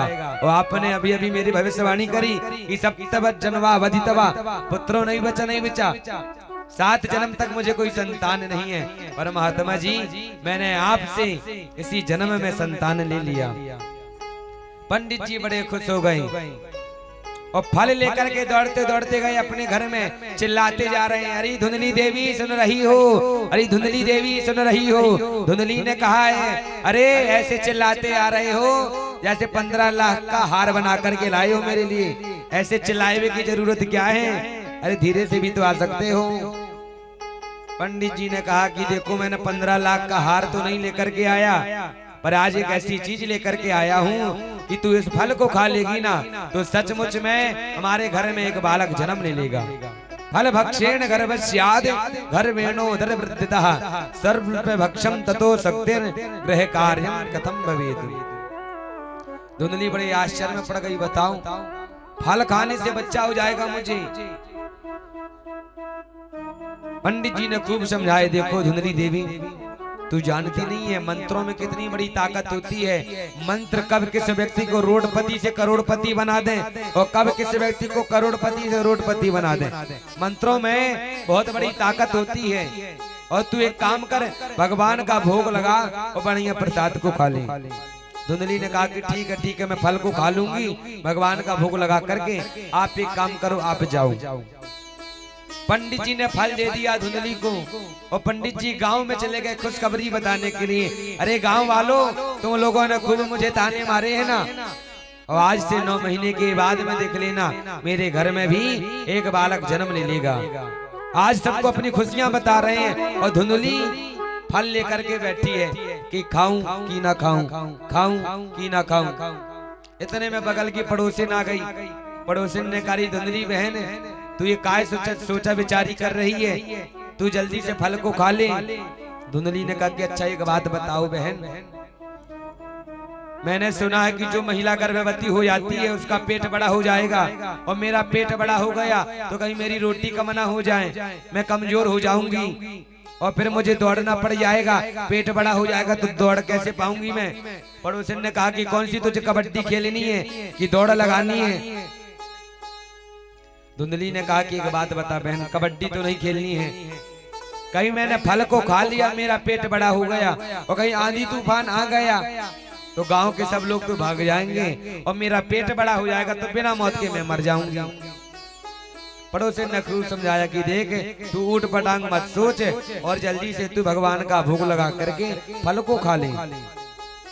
धुंधली को खूब समझाए, पर धुंधली कहे को समझे। नाम ही धुंधली है, यथा नाम तथा गुण कहते हैं ना, नाम का जीवन में बहुत बड़ा प्रभाव पड़ता है। नाम है धुंधली तो हर चीज में धुंधला ही धुंधला दिखाई पड़े। कहे कि फल खा लूंगी और कहीं सचमुच में गर्भवती हो गई तो घर का काम कौन करेगा। पड़ोसी ने कहा कि अरे तू घर की चिंता कर रही है, अरे जब तेरी ननद बुआ बन जाएगी तो एक काम कर, सबसे पहले अपनी ननद को घर में बुला ले और 5-6 महीने अपनी ननद से खूब काम करवा, और जब तेरी ननद बुआ बन जाए तो बढ़िया विदाई कर देना, बढ़िया दान दक्षिणा दे करके, बढ़िया कपड़े लत्ते दे करके विदाई कर देना। धुंधली ने कहा कि तूने क्या कही ननद? अरे तुझे पता नहीं है मेरी ननद चुट्टी नहीं महा चुट्टी है, तू 6 महीने की बात कर रही है। मेरी ननंद को यदि 6 घंटा पूरा घर मिल जाए ना खाली, तो घर मेरा पूरा सफा कर जाएगी। एक लोटा भी पानी पीने के लिए घर मेरी जोड़ेगी। इतनी महा चुट्टी है ननंद। पड़ोसन का मत्ता खराब बताओ। ना तो दुनिया में किसी के ऊपर भरोसा है, ना फल खाना है, ना मंत्र में भरोसा है, ना पति के बातों पर विश्वास है, तो ये करेगी क्या। पड़ोसन ने अपने कर्म में हाथ फेरे और दौड़ करके भाग गई अपने घर में। पंडित जी आए। पंडित जी ने पूछा, धुंधली देवी तूने फल खा लिया? धुंधली ने झूठ बोल दिया कि मैंने फल को खा लिया। समय एक दिन आया कि धुंधली की सगी बहन बैठने के लिए घर में आई। धुंधली ने पूरी कहानी सुना दिया कि बताओ, पति देव को किसी महात्मा ने फल दिया, बोला है कि फल खाने से बच्चा हो जाएगा। बहन ने और मत्ता खराब कर दिया। अरे तू बाबा बैरागियों की बातों पर मत आ जाना। बाबा बैरागी बड़े चतुर होते हैं, न जाना फल खिला करके कौन सा जादू टोना कर दे और तेरे घर का जितना भी सोना चांदी पैसा है सब तेरे से चुरा लेंगे। धुंधली ने कहा कि फिर मुझे बच्चा कहाँ से मिलेगा, बेटा चाहिए मुझे। धुंधली की बहन ने कहा कि एक काम कर, अब की बार मैं गर्भवती हूँ और मेरे घर में 5-6 बेटा हो गए हैं। अब की बार का तू बेटा तू ले लेना और तू मुझे कुछ पैसे दे देना। धुंधली बड़ी खुद भाई जय हो। अब ना मेरा पेट बड़ा होगा, अब ना मेरी रोटी कम होगी और बेटा का बेटा मिल जाएगा। धुंधली बड़ी खुश हो गई। धुंधली की बहन आई, रातों रात में आकर के बेटा ला करके दे दिया। धुंधली ने हल्ला कर दिया कि आज मैंने एक बच्चे को जन्म दिया, आज मेरे गर्भ से एक बालक ने जन्म लिया। पंडित जी बड़े खुश हो गए। धुंधली ने वो फल ले जाकर के घर में एक गाय बंधी थी, उस गाय को खिला दिया। पंडित जी तो बड़े खुश हुए। सनकादिक जी कहते हैं, नारद जी इतना ही नहीं, जिस गाय को धुंधली ने फल खिलाया था उसी 3 महीने के बाद में एक गाय ने भी एक सुंदर से बालक को जन्म दिया। आज तक तुमने यही सुना होगा कि एक गाय बछिए या बछड़े को जन्म देती है, पर आज एक गौ माता ने भी एक बालक को जन्म दिया है। पंडित जी बड़े खुश हो गए। बताओ, घर में एक एक बेटा नहीं था और आज भगवान की कृपा से, और आज भगवान की कृपा देखो कि आज भगवान ने छप्पड़ फाड़ करके दे दिया। आज गौ माता ने भी एक बेटा को जन्म दिया है। पंडित जी बड़े खुश हुए। बेटा का नामकरण रखना शुरू कर दिए। जो गाय का बेटा था उसके कान थे गाय के जैसे और पूरा शरीर मनुष्य के जैसे। उसका नाम रखते हैं गोकर्ण। अपने बेटे का नाम अच्छा सा ढूंढ रहे थे कि मेरा नाम आत्मदेव है तो बेटा का नाम ब्रह्मदेव रख दूं। धुंधली इतने में आ गई, अरे 9 महीने मैंने कष्ट भोगे हैं, तुम कैसे नाम रखोगे? नाम तो मैं ही रखूंगी। पंडित जी ने कहा कि ठीक है तुम ही रख लो। धुंधली ने कहा कि मेरा नाम धुंधली है तो मेरे बेटे का नाम धुंधकारी होना चाहिए। वो कहते हैं ना, जीवन में नाम का बहुत बड़ा प्रभाव पड़ता है। आप जीवन में जैसे बेटे का नाम रखोगे ना, बेटा आगे चल करके वही बनेंगे। आपने यदि नाम बेटे का नाम पप्पू रख दिया, लल्लू रख दिया, तो बेटा आगे चल करके लल्लू पप्पू ही निकलेंगे। एक बाप के 2 बेटा थे, बाप ने दोनों बेटा के नाम रख दिया। एक का नाम रख दिया गोलू, एक का नाम रख दिया भोलू। आजकल के तो नाम तो यही चलते हैं, गोलू, मोलू, चिंकू, मिंकू, टिंकू, न जाने कैसे कैसे नाम चलते हैं। उस बाप ने अपने बेटा के 2 नाम रख दिए, एक का नाम गोलू, एक का नाम भोलू। दोनों बेटा पढ़ने के लिए बड़े बड़े हॉस्टल में, बड़े बड़े कॉलेज में जाएं। एक दिन पिताजी ने पूछा, बेटा गोलू बेटा तूने आज तक स्कूल में क्या पढ़ा? गोलू बेटा बोला, पिताजी आप पढ़ने की बात बोल रहे हो, आपने मेरा नाम गोलू रख दिया है। मैं स्कूल कॉलेज जाते जाते आधे रास्ते से गोल हो जाता हूँ क्योंकि आपने मेरा नाम गोलू रख दिया है। पिताजी को लगा कि गोलू बेटा ने तो कल्याण कर दिया, लगता है कि फीस भर में भरता रहा, अब भोलू बेटा ने क्या पढ़ा है? पिताजी ने भोलू बेटा से पूछा, भोलू बेटा तूने क्या पढ़ा है, आज तू मुझे सुना।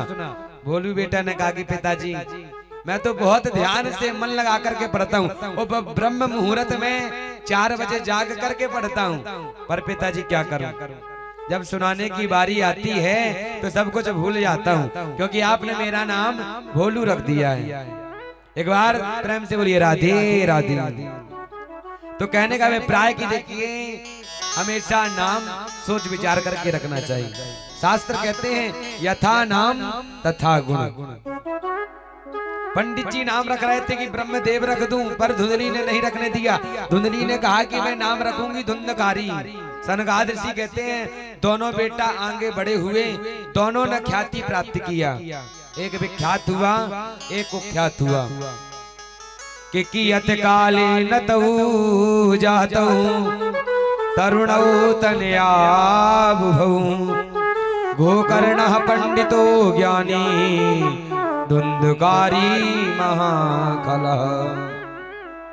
सनकाद ऋषि कहते हैं नारद जी जो गोकर्ण नाम का बालक था ये तो बहुत बड़ा पंडित बहुत बड़ा ज्ञानी बन गया, पर धुंधकारी महाखला। खल में दो शब्द आते हैं खा और ला। खा का मतलब खाना और ला का मतलब लड़ना। इतना बड़ा ही दुष्ट नहीं।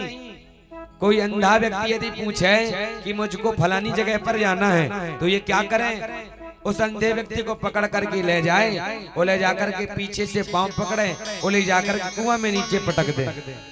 छोटे छोटे बच्चों को बुलाए, आओ बच्चों मैं तुमको शेर भालू दिखाता हूँ। छोटे छोटे बच्चे आ जाएं, भैया दिखाओ कहाँ है शेर।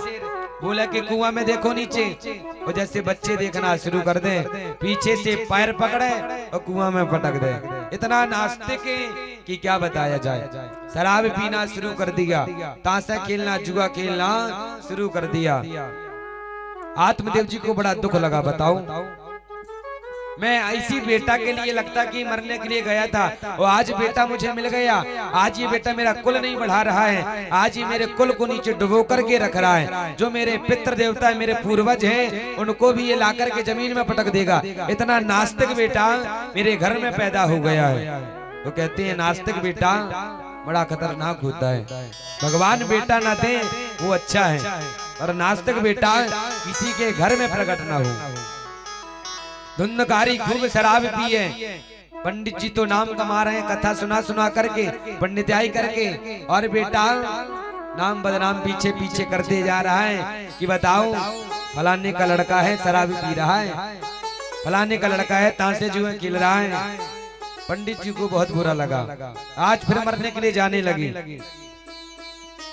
कि भगवान ने बेटा दिया तो दिया क्यों? पहले भी मरने जा रहे थे क्योंकि बेटा नहीं था, आज फिर मरने के लिए जा रहे हैं कि भगवान ने बेटा दिया, पर ऐसा नास्तिक बेटा क्यों दिया मुझे भगवान ने। आज गोकर्ण जी महाराज ने अपने पिताजी को रोक लिया। गोकर्ण जी ने अपने पिताजी को समझाया, अरे पिताजी, अरे ये संसार दुखालय है और संसार में कोई भी ऐसा मनुष्य नहीं है जो अपनी छाती में हाथ रख करके कह दे कि मुझे किसी चीज का दुख नहीं है, मैं सर्वगुण संपन्न एकदम सुखी हूँ। कोई ऐसा व्यक्ति संसार में नहीं है। कोई तन दुखी, कोई मन दुखी, कोई धन में न रहते उदास है, और थोड़े थोड़े सब दुखी सुखी राम जी के दास है। जिसने गृहस्थ जीवन में प्रवेश किया है हर व्यक्ति को दुखी होना ही पड़ता है। कोई तन से रहेगा, कोई मन से रहेगा, कोई धन से रहेगा, गरीब है तो धन से रहेगा, पर थोड़े थोड़े सब दुखी। जो भगवान का दास बन जाता है, भगवान के चरणों से जुड़ जाता है, वो भक्ति जीवन में कभी उदास नहीं होता है। इसलिए पिताजी आप भी एक काम करो, आप भी संत महापुरुषों का संग करो, जिससे आपका उद्धार हो जाए और आपके जीवन का कल्याण हो जाए। आप भी भगवान की कथाएं सुनना प्रारंभ करो। नारद जी महाराज को सनकाद ऋषि कथा सुना रहे हैं। यहाँ पर गोकर्ण जी ने अपने पिताजी को समझाए, और पंडित आत्मदेव जी ने भी जाकर के संत महापुरुषों का संग किया और संग करके अपने जीवन का उद्धार कर लिया। बोलिए भक्त वत्सल भगवान की जय हो, श्रीमद् भागवत महापुराण की जय हो, श्री राधा रानी सरकार की जय हो, जय जय श्री राधे श्याम। नारद जी पंडित आत्मदेव जी ने संतों का संग किया और संतों का संग करके अपने जीवन का उद्धार कर लेते हैं। कहते हैं ना, संतों का संग सबको करना चाहिए। अरे संतन के संग हिला गिरे, संतन के संग हिला गिरे, तेरी अच्छी बनेगी। संतन के संग लागी रे तेरी अच्छी बनेगी। संतन के संग लागी रे तेरी अच्छी बनेगी। संतन के संग लागी रे तेरी अच्छी बनेगी। अच्छी बनेगी तेरी बिगड़ी बनेगी। अच्छी बनेगी तेरी बिगड़ी बनेगी। अच्छी बनेगी तेरी बिगड़ी बनेगी। अच्छी बनेगी तेरी बिगड़ी बनेगी।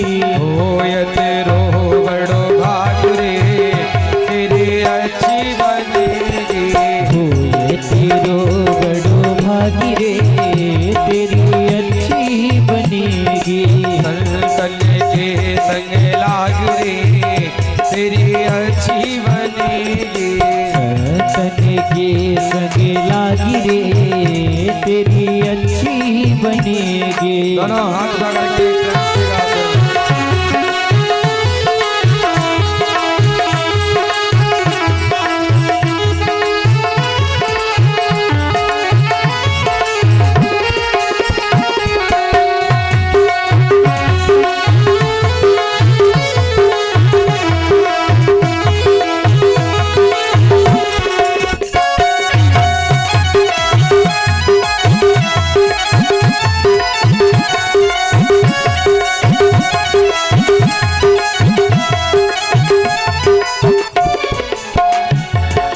संतन करी संग पुण्य कमाई। संतन करी संग पुण्य कमाई। संतन करी संग पुण्य कमाई। संतन करी संग पुण्य कमाई। राम चरण अनुराग रे तेरी अच्छी बनेगी। राम चरण अनुरागी रे तेरी अच्छी बनेगी। संतन के संग लागू रे तेरी अच्छी बनेगी। संतन के संग लागी रे तेरी अच्छी बनेगी। संतन के संग लागू रे तेरी अच्छी बनेगी। संतन के संग लागी रे तेरी अच्छी बनेगी। जय हो।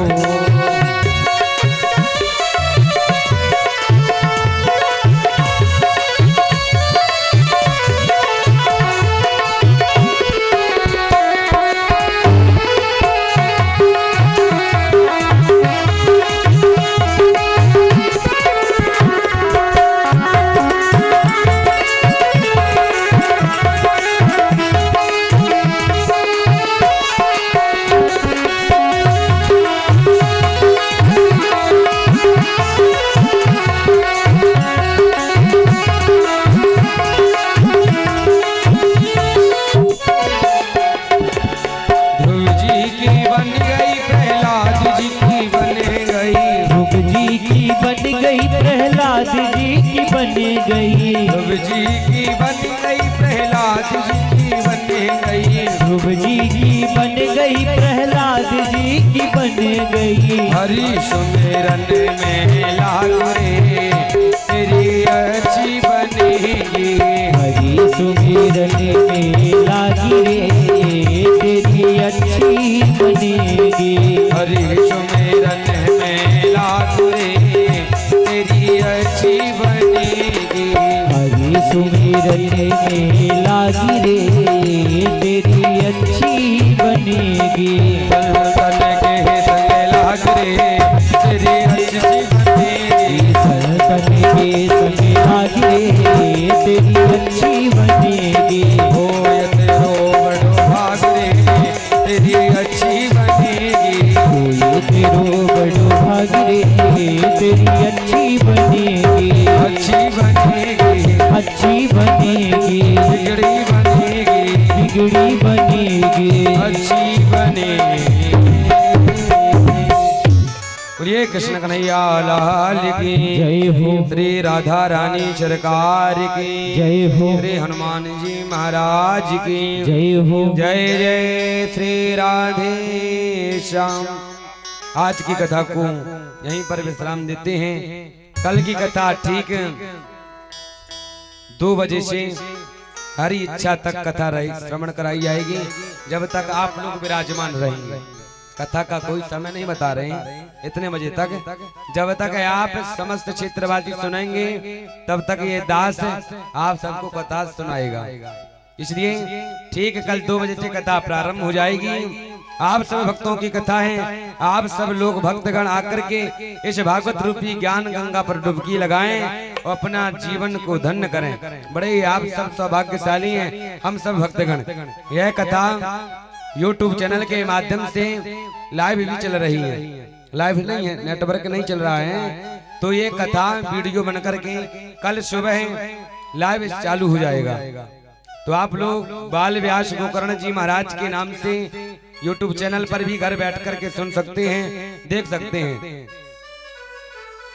कल आप सब लोग ज्यादा से ज्यादा संख्या पर आए। धुंधकारी कैसे प्रेत योनि में जाता है, धुंधकारी भागवत सुनकर के कैसे मुक्ति होती है, श्रोता कितने प्रकार के होते हैं।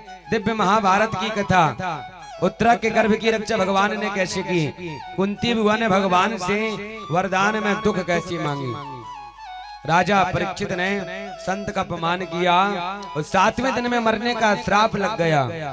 कलयुग का स्थान कहां कहां पर होता है, ऐसी पावन सी कथाएं आप सबको कल सुनने को मिलेंगी। इसलिए कल आप सब लोग ठीक 2 बजे से कथा प्रारंभ हो जाएगी, तो आप सब लोग समय के अनुसार कथा पंडाल पर जरूर पधारें। जिन भक्तों को पता नहीं है उन भक्तों तक सूचना जरूर पहुंचाएं और सबको भगवान के कथा से सबको जोड़िए। आइए हम सब लोग भागवत भगवान की मंगलमयी आरती करते हैं। सब लोग अपने यथा स्थान पर खड़े हो जाएं। बोलिए बांके बिहारी लाल की जय हो।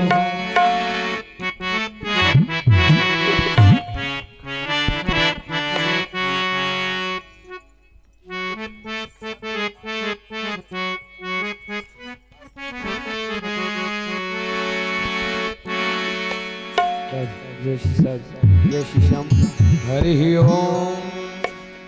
चंद्रमा मनसो जात चक्षो सूर्यो अजायता श्रोत्राद्वायुष प्राणस्य मुखा अग्निरजायत।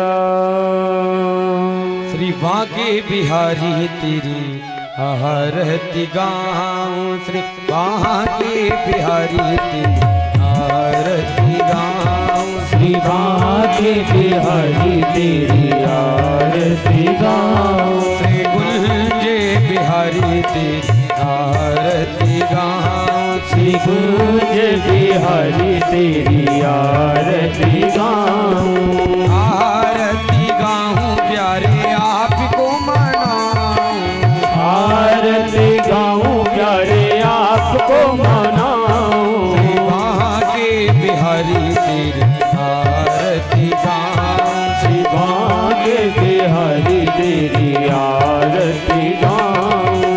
मोरे मुकुट तेरो शीश पे सोहे, मोरे मुकुट तेरो शीश पे सोहे, प्यारी प्यारी बंसी मेरो मन मोहे, प्यारी प्यारी बंसी मेरो मन मोहे।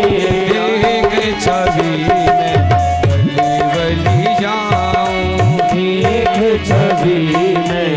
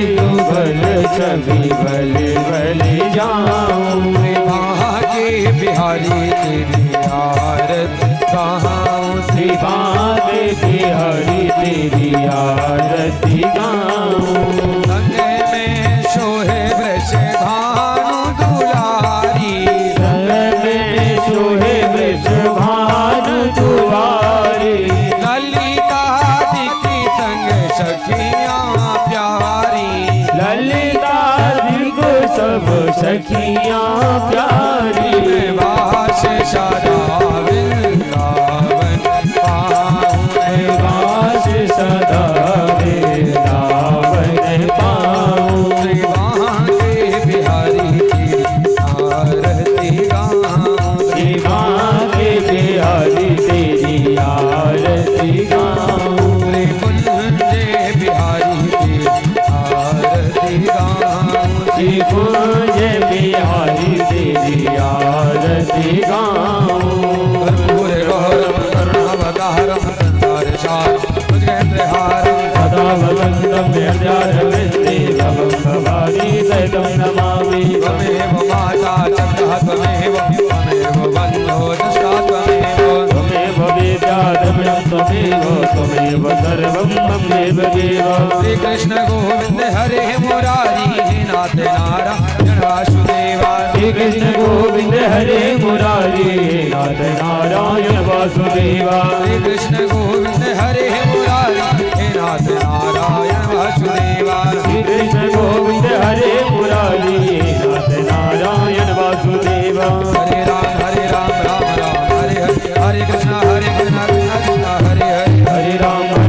राम राम हरे हरे हरे कृष्ण कृष्ण कृष्ण हरे हरे हरे राम राम हरे हरे कृष्ण कृष्ण कृष्ण हरे हरे हरे राम हरे कृष्ण कृष्ण हरे हरे राम हरे कृष्ण कृष्ण कृष्ण हरे हरे हरे राम हरे कृष्ण कृष्ण कृष्ण हरे बोलिए भागवत महापुराण की जय हो। राम शीतले गरुड़ं पुष्पे देवावन्दनम् आरोग्यार्थे आत्माभिवन्दनम् आरार्तिक्यं समर्पयामि।